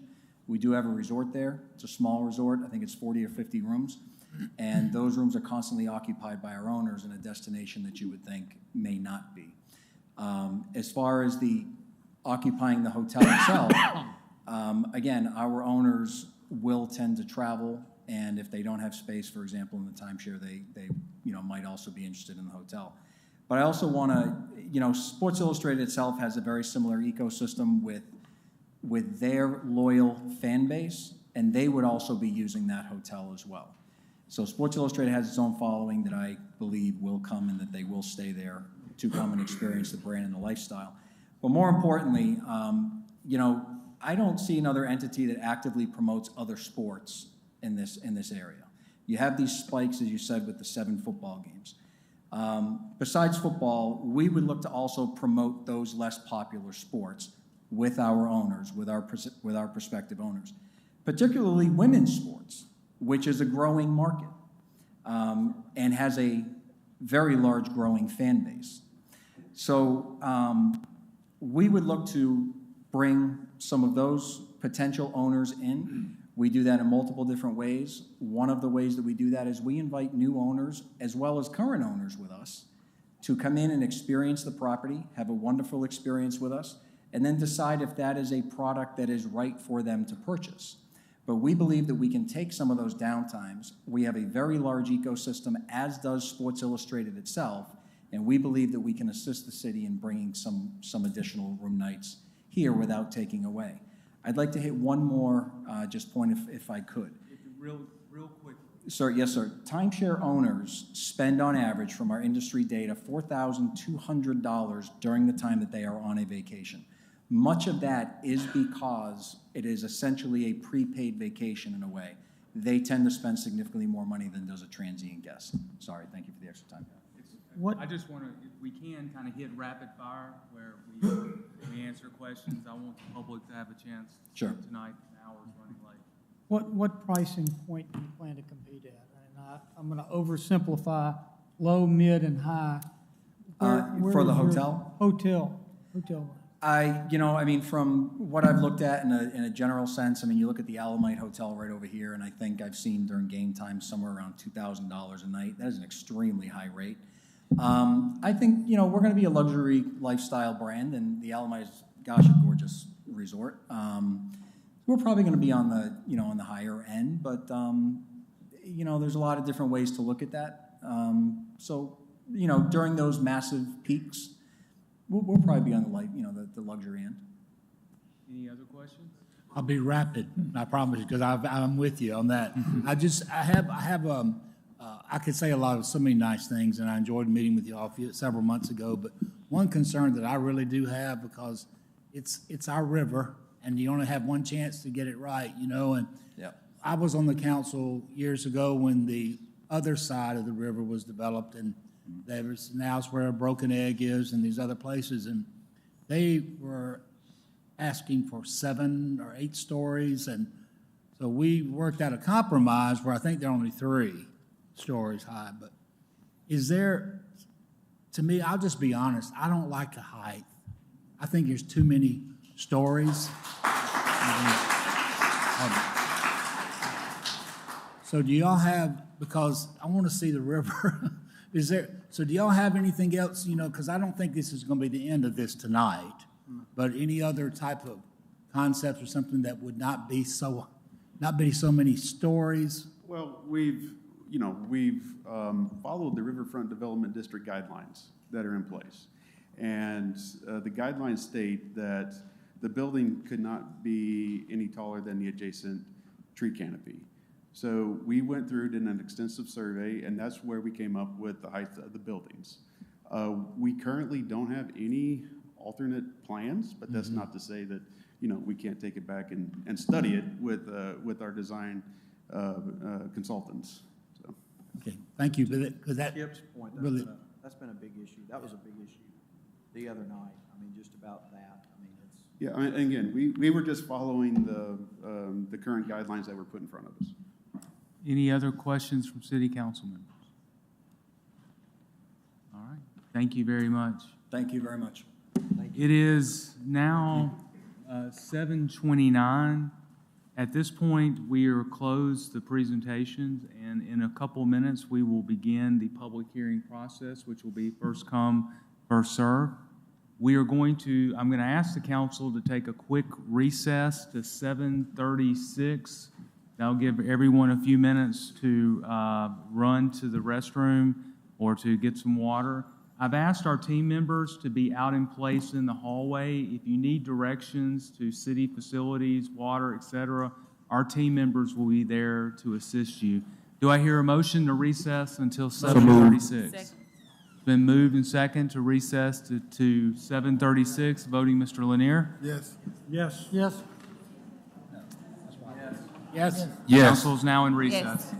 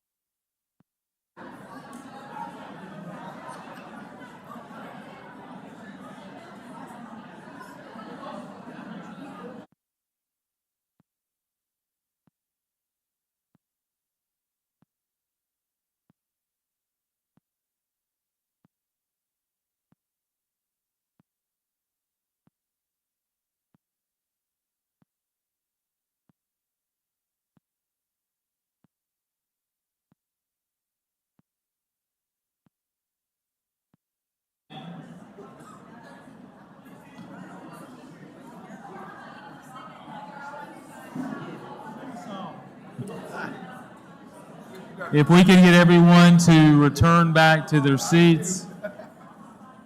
I want to thank the public for their patience tonight. I know it's been a long evening, and this is not exactly an easy place to get into. It's certainly not an easy chambers to hear what's going on, and we appreciate everyone's patience tonight in doing that. I would ask, and I know that I've had a couple of constituents talk to me about this. We ask everyone, if you could, please talk into the microphone so that everything is being said can be heard by everybody. Do I hear a motion to reconvene? So moved. Second. It's been moved and second to reconvene. Voting, Mr. Wilson? Yes. Yes. Yes. Yes. Yes. Yes. Yes. The council will now reconvene. At this point is public hearing. It's first come, first serve. Every constituent is welcome to come to the podium. We ask that you give your name and address. Upon giving your name and address, we will begin the 3-minute clock, which will be in your left-hand corner. And so at this point, we open the public hearing. Good evening. My name is Sally Reel. My address is 813 Overlook Road North in Tuscaloosa. I wanted to start by saying I'm a civil engineer. I have been in the construction industry since 1994. My husband and I own a commercial roofing business. We are not anti-development. So I am here to oppose this project as it stands, but we are not anti-development. This is just not a fit for our community. If everyone here in the chamber in the overflow room is here, that's here to oppose it, if you would stand up or raise your hand if you're already standing. We come to you today to oppose the SI Resorts project. I would like to address some of the branding conceptual concerns with this project. When I think of SI, I think of the magazine my dad and brother used to get in the mail. Unfortunately, today, Sports Illustrated is a languished brand, no longer published in print, and it's really not much more than a name purchased by Authentic Brands in 2021. A quick Google search online led to the following headlines, and all of these articles are dated 2024. Sports Illustrated publisher loses name rights to lay off staff. Sports Illustrated blow up Mars brand licensing industry. SI's woes swallowed up by Authentic's fashion brand empire. Sports Illustrated Resorts no longer considering lot for proposed Ann Arbor development. Our issues with this concept, this is a brand new concept. I heard them say flagship, I say guinea pig. Other than one location in the Dominican Republic where they have gambling, this concept does not exist. They repeatedly state in press releases they are looking to place this concept in college markets. They have been unsuccessful thus far with this strategy. They approached Ann Arbor, Michigan with this concept and withdrew their proposal when 4 of their council members said after a public hearing they would vote no. If you allow this project to move forward in Tuscaloosa, we will be their guinea pig, their test market. We do not want to be the practice market for an unproven concept. Why have they been unsuccessful in entering college markets? As Mr. Busby mentioned earlier, college towns are notoriously difficult for hotels. Demand is not reliable, and it's difficult to lure customers on weekdays and non-event weekends. The data for Tuscaloosa does not support a new hotel. According to the STAR report from Visit Tuscaloosa, we have many demand issues when it comes to the Tuscaloosa hotel industry. The Tuscaloosa market has not had new demand for years. UA and the automotive industry remain the only market drivers. 2024, we've had 7 months of consistent declining revenue. Year-to-date supply is down 1.3% and revenue is down 5.8%. Demand is down 6.4% year over year. We have approximately 34 nights a year of high demand in Tuscaloosa County. There are no consistent demand drivers for hotel rooms. If you can wrap up in the next 15 to 20 seconds. I respectfully ask for a little bit more time than that. I have a couple of extra points, if possible. If 1 second, does the council wish to grant more time? There's only a few of us speaking. I know there's a lot of people here. Yes. Thank you, sir. Okay, we'll add another minute 15. Thank you. 2023 occupancy rates were 59%. It's well known in the industry that you need 65 to 70% occupancy rates to maintain a profitable property. This year, rates are actually 55% through August. I seriously question the business acumen of the developers when you couple this data with the fact that Tuscaloosa has empty retail and restaurant space, and we have restaurants and stores cutting back on hours because of a lack of a labor force. In one of the press releases, the CEO stated, "What we're designing in Tuscaloosa is creating an entertainment district." We already have an entertainment district. He goes on to acknowledge in a smaller market like Tuscaloosa, the resort will need to plan events and attract patrons. They said concerts, conventions, awards, and other events.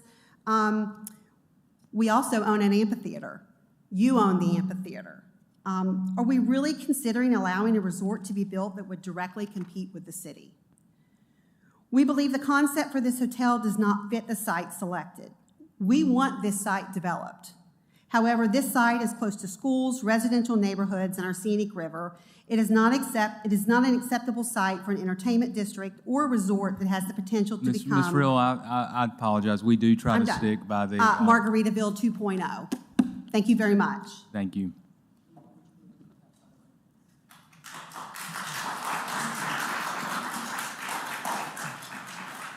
If you would, please give your name and address. Thank you. Dominique Yancey, 1302 Lexington Lane.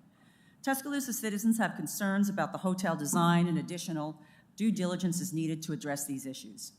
The building design does not fit with the look of Tuscaloosa and the University of Alabama, as claimed by the petitioner, and in fact is similar to other proposed buildings. Photo A shows a proposed SI resort in Orlando, a color palette of brown, orange, and black. Photo B shows a proposed 534-bed mixed-use development near the University of Wisconsin-Madison, submitted by the architect, in our case, Lamar Johnson Collaborative, a color palette of brown, black, and metal. Photo C was a proposed SI resort and conference center for downtown Ann Arbor, Michigan. This project was denied by the City Council, a color palette of brown, black, and metal. Photo D is a statement by Elias Vavarudis, a principal at Lamar Johnson Collaborative, the architect in this case, who said that the building proposed for Tuscaloosa will fit well with the existing aesthetics of the city and the University of Alabama. Photo E was submitted by the petitioner and Lamar Johnson Collaborative to show, quote, "The overarching design goal is to establish an architectural language that acknowledges the past, yet looks to the future. They show examples of limestone bricks, limestone walls, limestone arches, limestone buildings, Bryant-Denny Stadium." Photo F is what they have proposed for our community. This design is not what they represented. They were designed for our community. There is nothing here that acknowledges the past. There is nothing Southern about this building. There is nothing here that looks like Bryant-Denny. There is nothing here of any limestone. What we have here is a look and color palette that resembles the building they wanted to build in Michigan. Additional due diligence is needed as it relates to how the hotel's large lawn event space will be used. The petitioner stated at the Planning Commission that they have envisioned to have festivals and live musical events open to the public. In a January 5th, 2024 article, they also went on and said that they want to have high school and college events, and that it would be great, quote, to have 25 to 30% local play. They propose that those without tickets to the sporting events can come across the river to the resort and watch them instead. Due diligence requires us and them to answer, is there a maximum attendance level that is planned? Is it envisioned to hold such events during the week? What is the nature of the high school and college events? And will any of these events be limited to, quote, adults only or 21 years or age? Due diligence is also needed to the services building. A view and rendering should be submitted from Rice Mine Road, not from the side, as is shown in photo G, but rather how it will look once the trees are grown, so that the neighbors, when they drive down Rice Mine Road, will not see this. In addition, the services building is just a basic warehouse. Mr. Vavarudis has said he wants a sense of place. This building does not exhibit that. Any service building should exist and show the sense of place. We are entitled to if you want to build this, something that represents Tuscaloosa and the University of Alabama. Additional due diligence is needed. I think the council, just one second, I think I'm going to give you what you want. I think the council, if I heard correctly, there's only going to be a few speakers. Unless there's any objection, let's go 5 minutes per speaker. We'll add additional 2 for the next 4 or 5, and then if we get beyond that point, then we'll begin to roll back down the time. Thank you. Is everyone good with that? We will add 2 additional minutes. Thank you, sir. Thank you. Thank you. Additional due diligence is needed to determine what impact this will have on police and fire. Based upon the envisioned number and size of the events and crowds, How many additional police officers will need to be hired? That is what you've addressed so well and worked so close with our police and fire department. Based on the occupancy and crowds at events, how will this affect ambulance response times to this location, and what impact will this property have on reducing ambulance response times to other residents of Tuscaloosa? This may be in District 3, but this affects District 1, 2, 4, 5, and 6, and you already know response times already in ambulances. This is not going to increase ambulance times, it's going to reduce it. In addition, additional due diligence is needed to address construction issues. How many trucks per day will be traveling Rice Mine Road during construction if the project is eventually approved? What hours will trucks be arriving and leaving during construction? Once built, how often will truck deliveries be made to the property and during what hours, as this can have an impact on traffic? We are first when it comes to national championships. We are first when it comes to cutting-edge research at the University of Alabama. But do we really want to be first when it comes to a hotel concept that has yet to be tried, dealing with hotels, condos, and timeshares? Let them build something somewhere else and see if it works, and then come to the University of Alabama. We do things right, and if we want a development, we want a development that is right for this community. Thank you.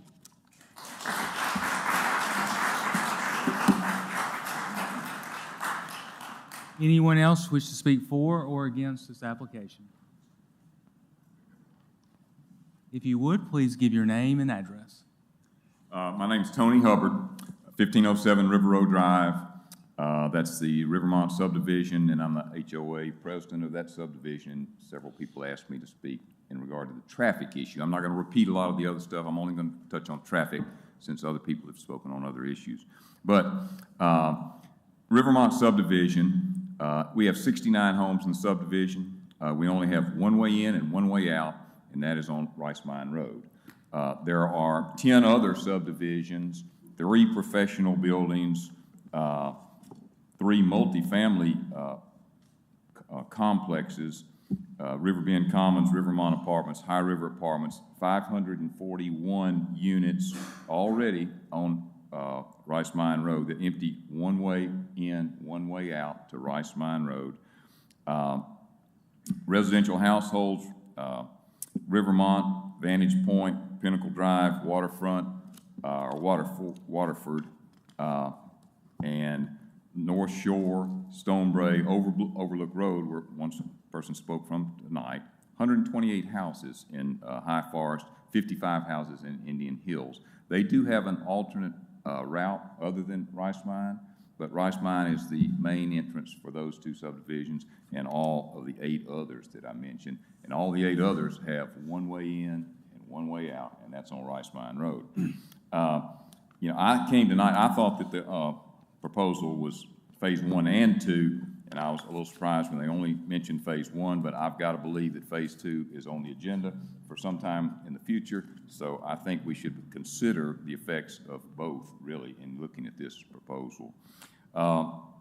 Rice Mine Road is about 2.5 miles from the intersection of McFarland to the intersection of Lurleen, and I've got over 1,100 households that depend on the thoroughfare there of the road, Rice Mine Road.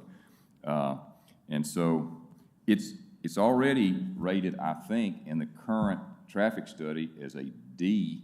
That's on a scale of A to F, just like school scales. D is not good, and the traffic on Rice Mine is not good. Certainly at certain times of the day, 8 o'clock, 9 o'clock, 3, 4, and 5 in the afternoons, there's a lot of traffic already. And I think the additional proposal here would add a significant amount of traffic. She just mentioned with, obviously, I think they're talking about as many as, let's see, 137 hotel rooms, 250 was the original timeshare unit or number, and then 150 condos. Now, that was to include phase 1 and 2, but again, I don't know why they decided to postpone phase 2, but I got to believe that it's on the agenda for the future, so I think we should look at that if tonight as well, as far as the numbers for traffic.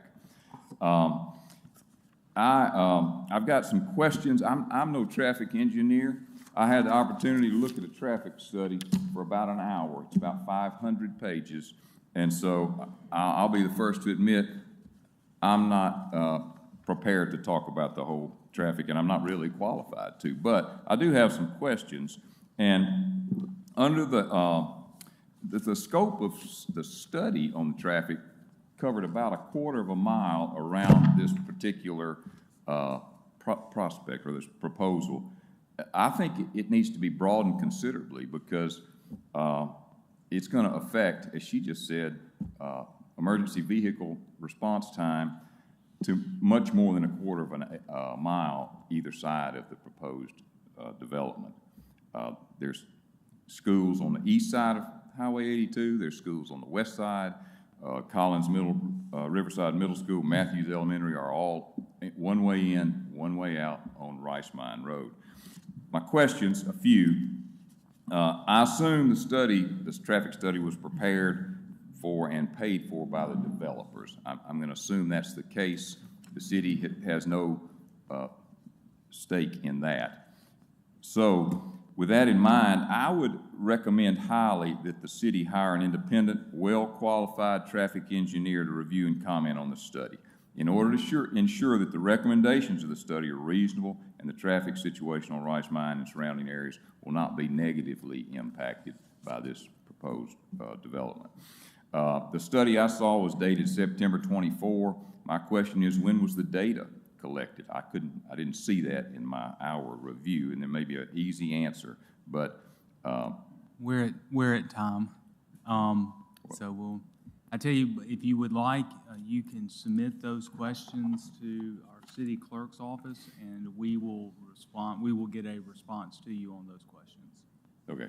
Or you can have someone else you may want to have ask the questions. I didn't want to. All right. Well, I've got a few other questions, but I'll submit them. Yes, sir. City council? City clerk's office. City clerk. Okay. What's your email address? Okay, I may email them tomorrow if that's okay. Yes, sir. And we will get you those answers. All right. Thank you. Thank you.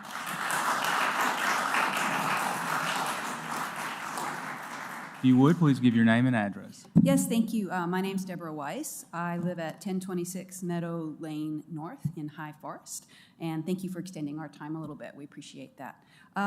So I oppose the construction of the Sports Illustrated complex on all the reasons that my neighbors have given, but also on environmental grounds. Really appreciate Mr. Tyner's comment about the importance of the beauty of the river and wanting to see the river. You can just look at this picture and see how large this thing is, you know, in terms of the space it takes up on the riverfront. So I think that this project degrades the Black River riverfront and the currently undeveloped forested land right now along Rice Mine Road to the west of the cleared property. I think approving this project will be a violation of the community's role as responsible stewards of our natural environment, and there is precious little left of that in Tuscaloosa along the river.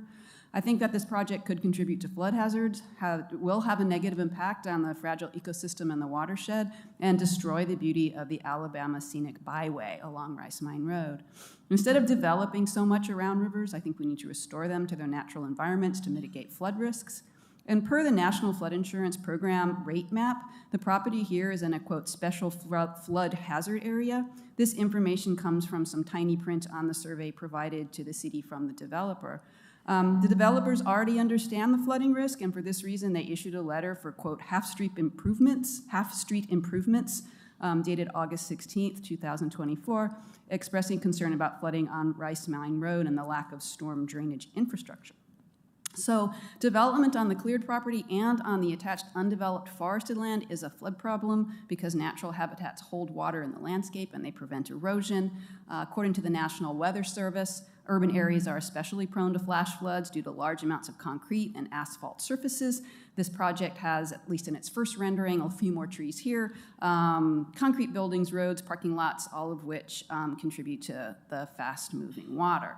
Maintaining trees is extremely important, and not just like a little cosmetic ribbon, which I'll talk about in a sec, but tree cover intercepts rainfall, and trees take up water for their growth, allowing some to evaporate back into the atmosphere, and the root systems help reduce runoff as well. So the Black Warrior River Basin is the largest watershed wholly within Alabama state boundaries. And the Black Warrior Rivershed is home to 11 federally listed endangered aquatic animals. Many, many kinds of animals live in the woods along the river, which will be decimated when that woods to the west of the cleared area is developed. This undeveloped land that is left is this out-of-state company has purchased for their own financial gain, is one of the last refuges along the river for local wildlife in Tuscaloosa. Has previously mentioned, this strip is a scenic byway. It's only one of 7 state scenic byways in Alabama. It circles 12 miles along the river. One of the most beautiful stretches is that tree canopy we've been talking about along Rice Mine Road.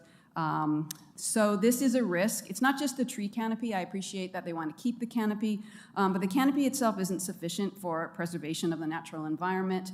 The trees are part of a complex ecosystem, and you can't destroy the ecosystem and just expect a thin ribbon of trees to survive and to thrive. Furthermore, as I already said, keeping that forested area will help prevent erosion, and also it is one of the last sort of natural areas along the river. What's proposed for those areas, again, the barely legible map on the website looks like development in that remaining forested area that will destroy that whole tree canopy that we can see there, not just that pretty little ribbon along the road. So the proposed design of the complex with its asphalt parking lots, high brick buildings, and artificially sustained lawns should give us no confidence whatsoever that the developers are attentive to the natural environment, the watershed, chemical pollution. We might even talk about sewage and wastewater, what's going to happen to that, or particularly the need to preserve the native ecosystem along this part of the Black Warrior River. Thank you.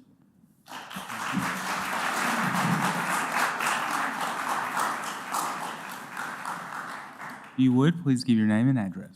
Yes, I'm Janet Crowder, and I currently live at 705 Reston Drive, and I will be moving soon, hopefully to 1306 Overlook Road North.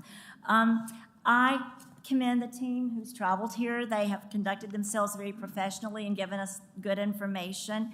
However, long after they've gone back to their various states, we are going to live here with this development. I consider this the crown jewel along the river. It is so perfectly located. It's a beautiful spot. When this council decides exactly what goes there, it's got to be the absolute right thing. There's no do-over with this beautiful spot on our river. What they have called this is an enhancement. I'm sorry, but that's not the vocabulary I would use when I look at this picture. What I see are 2 vertical short-term rentals or short-term occupancy buildings that extend 9 stories into the sky and set the precedent for all other developments on our side of the river, the north side. How do you ever turn down another 9-story building when you let 2 in? There's several pieces of property for sale or those that can be developed. So what we will end up with is a string of 9-story buildings completely blocking this side of the river. And again, the traffic simply cannot hold that. I worry most, I'm inconvenienced. I'm coming like that black car every day trying to get on McFarland. I'm backed up about that far, and that's without this. I can wait, but an ambulance can't, a fire truck can't. This building simply does not fit here. I particularly want to talk to you about the timeshare element. I think that we've covered many of the other important elements, but way too little is known about timeshare in this city. We've not experimented with it yet, and it is a very different animal. Timeshare developments come with timeshare documents. They specify exactly the operating procedure. When asked about this by the Planning and Zoning Committee, the developer simply said the timeshare documents had not been created yet. You cannot allow or sell timeshares till you know exactly what's going in those documents, and they have not been presented. I also share lots of concern about the different entities that are coming together to form this. They've not worked together before, And I kind of feel like there's a bit of a disconnect between all of them. We have those that are going to lease properties. We have those that may run a hotel. We have Sports Illustrated name, but Sports Illustrated doesn't really do resorts or hotels. So we have Travel and Leisure, who does share an excellent reputation. But again, they're coming together, and I don't think we understand how they fit together, who manages what name this really goes under, where the money comes from. I think we need a better business and financial plan before we would allow something of this size to come into our city. I also think I hear there's a little bit of doublespeak about all the wonderful resorts you can go through Travel and Leisure. But when questioned where you can go to when you purchase Sports Illustrated points, the question is you can go to this resort. So you've bought points to nowhere except this resort. And I think that that could be a real problem, and it might not be made clear to those who stand to buy it. This is a standalone that you buy points to, but you can go to nowhere but this place. In researching Sports Illustrated, they have tried to venture into these markets. They do have in the Dominican Republic, as has been mentioned, one property, and the amenities there are the Wild Room nightclub and the Casino Dominica. I question Sports Illustrated and what it might bring to Tuscaloosa. Also, the Margaritaville concept is just not impressive to me as something on this beautiful spot. And I know we won't be Margaritaville, but I don't want to be Roll Tideville either. I think this spot deserves something classier. Like Tony said, I realize they're just saying they're coming in with 76 timeshare units now, but we know that more are planned in the second. The second phase is nothing but 2 rectangles that contain nothing but timeshare units. They would have a total of 250 timeshares that we know nothing about on this property, attracting up to 900 residents and 450 vehicles. We are not ready for this in Tuscaloosa. Timeshares have their own problems, as we well know from the radio. People are trying to get rid of them every day. They're sold in high pressure and misleading situations. Contracts never favor the buyer. You have extra maintenance fees and assessments. You have rigid scheduling times. You have to get up at a certain day, ring the phone at 8 o'clock, wait till they open up for you, and then try to get the dates you want. And we all know those would be game days. So I'm very concerned about the timeshares as a major proponent. And wisely, Stephen Rumsey the other night asked what happens if timeshares don't sell. They cannot legally be transferred to any other sort of property, not a hotel room. They can't be a condominium. Thank you. Thank you.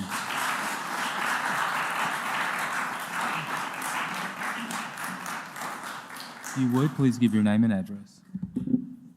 Will Dillard, 630 Woodridge Drive here in Tuscaloosa. Sorry I'm reading from my phone, but I hate doing this, but I get kind of worked up when I hear about this being less than or just a shade over a half mile from my house, so I don't want to forget anything. Some of the folks made really good points. We can't approve. I would ask that y'all not approve phase 1 without knowing what phase 2 entails. I feel like that's just, I feel like it almost goes without saying, respectfully.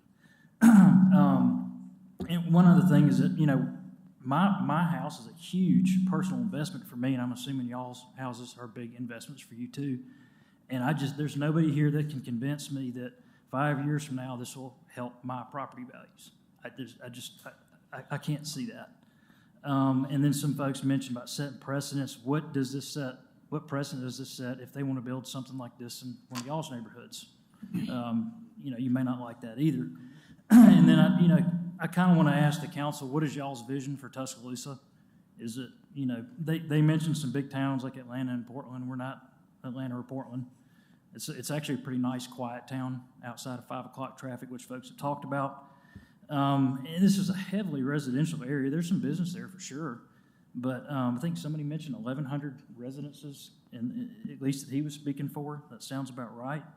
You know, and is your vision, is Tuscaloosa's vision to create these resorts in residential areas?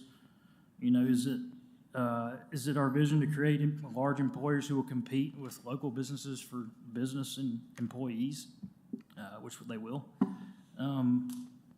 You know, and I think that's just what's going to happen. I think our property values are going to be detrimentally affected, and I don't think we're going to be happy we have this 5-10 years down the road. So that's all I have. Thanks.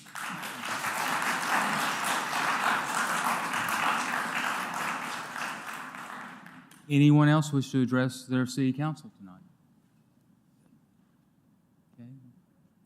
Seeing no one else, we will close the public hearing. At this point, any council comments? Mr. Mayor, based on what we have heard tonight, I do believe there are a lot of unanswered questions that need to be addressed, and I would like to make a motion to table this hearing for 1 week. Second. Been moved and second to table for 1 week. Any discussion? Okay. Any other comments? I think we need to table this for 1 week, and then we'll look at a long term. If I could, I understand people have questions. If we can, let the council.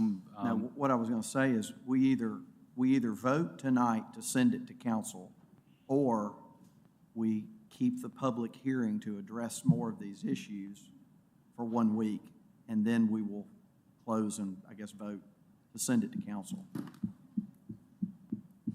Any other council comments or I'm questions? open to whatever y'all want to do. I seconded it. I think we should It's a leave motion and a second. this hearing open. There are too many questions that need to be answered, in my opinion. I second that motion, and as it was stated earlier, this did come before a planning commission, which I am a member of, and it passed unanimously, but there was no opposition there, and that was just a recommendation to the council. And so now that it's here before the council, I think it's important that I follow the lead of the council persons whose district this is in. And although some questions were answered, I know that night at the Planning and Zoning Commission, there were a lot of questions about the timeshare and how that would work. But after hearing from the community, I feel that there are some issues that still need to be worked out. And I think if we had 1 week, hopefully, we will be able to come to some type of common ground, and the council person, the council rep will feel more confident about it. But as of right now, I don't feel confident in it enough, and so I do agree to table for 1 week. I don't believe we're ready to vote to send this to council for a final vote. And I know for most of the public, there's a rare interaction with city government. If the council adopts to vote this or to table this for 1 week, next week starts another public hearing, and everyone gets to speak again. So there are no restrictions, and we're required by law to continue the public hearing, except that if you want to speak again, it opens up the entire public hearing process. So that will be available if the council votes to adopt or to table for 1 week. Any other council questions or comments before I begin a vote on the motion in a second? Voting, Mr. Lanier? Yes. Yes. Yes. Yes. Yes. Yes. Yes. The hearing is tabled for 1 week. We will give everyone a couple of minutes to be able to leave the meeting, or you're welcome to stay for the remainder of the meeting. I don't know what they think we're going to do. We're just going to vote on that tonight.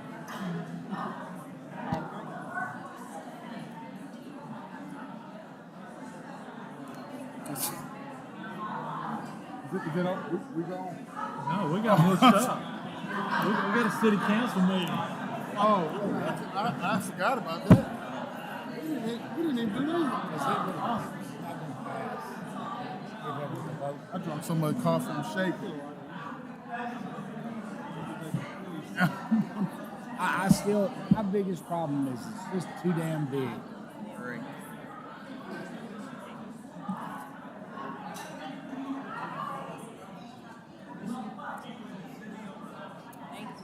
I'm sorry, I got the email. We should. What I did was,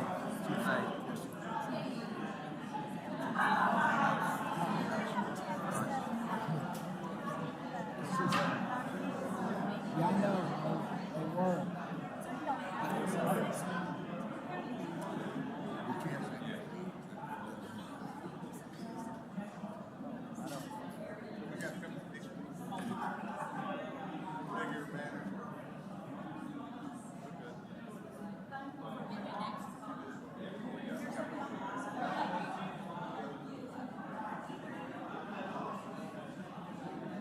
And thank you for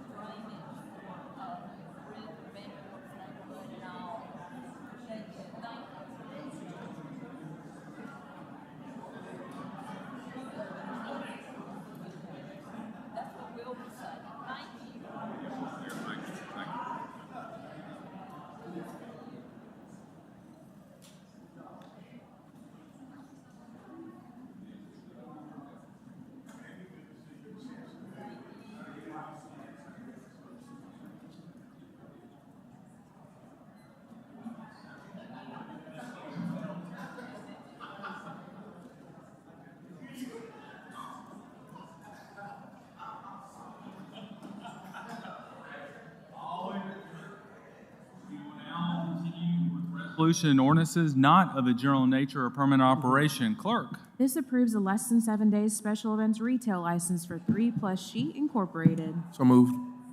It's been moved and second. Mr. Mills, you had to hang in there a long time tonight. Yeah, I feel that today.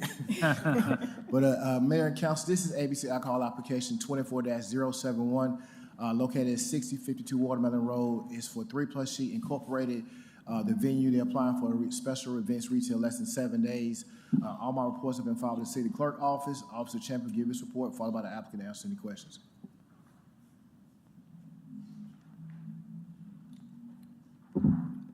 Police Department doesn't have any objections to this applicant. I believe the applicant had to leave due to the late hour. Yes. There he is. No, I thought, I'm sorry, I was ill-informed. The news of your demise was premature, I see. So any questions for the applicant? No. I second that. See, there's a smart strategy. You just come after a long public hearing. Voting, Mr. Lanier? Yes. Yes. Yes. Yes. Yes. Yes. Yes. Application's approved. Good luck.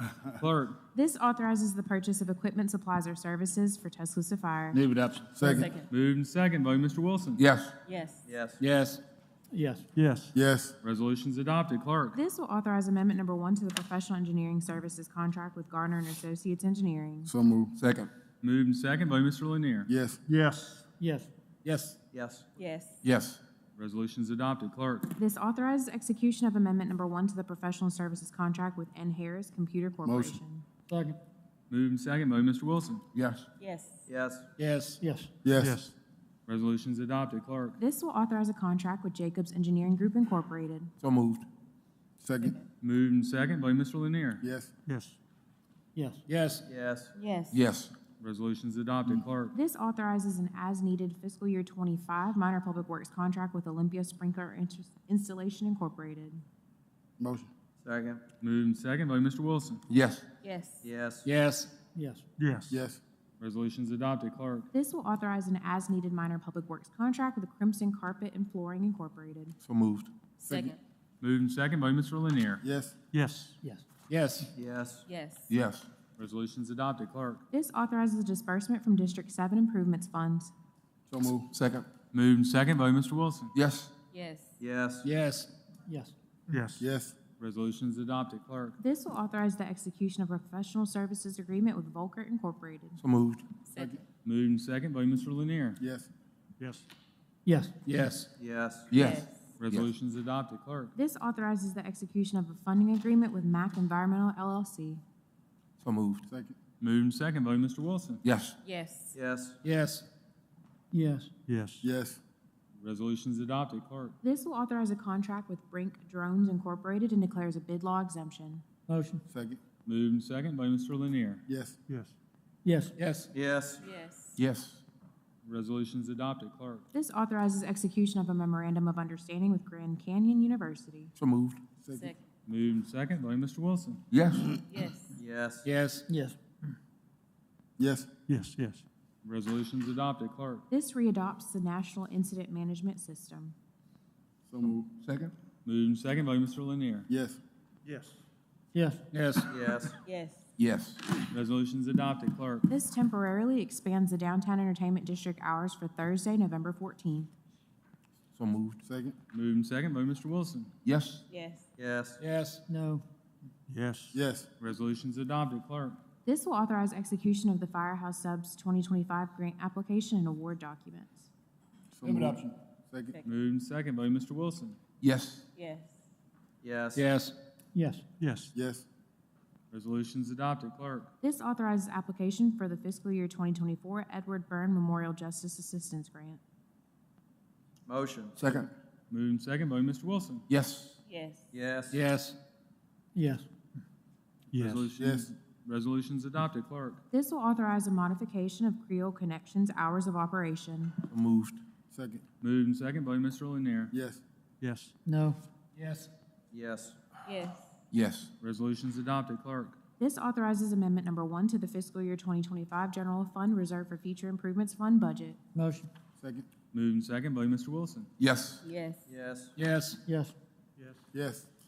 Resolutions adopted. Ordinance and resolutions of a general nature or permanent operation for introduction. Clerk. This amends section 23-134 of the Code of Tuscaloosa. So move. Second. Been moved and second by Mr. Lanier. Yes. Yes. Yes. Yes. Yes. Yes. Do I hear- Yes. Call for unanimous Call for consent. unanimous consent. Second. Moved and second, voting Mr. Wilson. Yes. Yes. Yes. Yes. Yes. Yes. Code is amended, auditing account. This authorizes the payment of bills. Damn. Pay my bills. I can tell you getting ready for. What you been doing? I can tell you getting ready for trick or treat, Mr. Bam. Steiner. Give him whatever he wants. That's a lot of candy. I'm getting Voting ready for Mr. Lanier. timeshare. Yes. I'm gonna get some timeshare out of Yes, this. yes, yes, yes. Yes. Yes. That's pretty good, Mr. Tyner. Citizens' comments and other communications. Any citizens wish to address their city council tonight? Seeing none, subject to the exercise of mayoral veto and ordinances of general nature or permanent operational applicable departments hereby ordered to otherwise implement council policy this day and age. Move we adjourn. Second. Moved and second to adjourn, voting Mr. Wilson. Yes. Yes. Yes. Yes. Yes. Yes. Yes. Meeting's adjourned.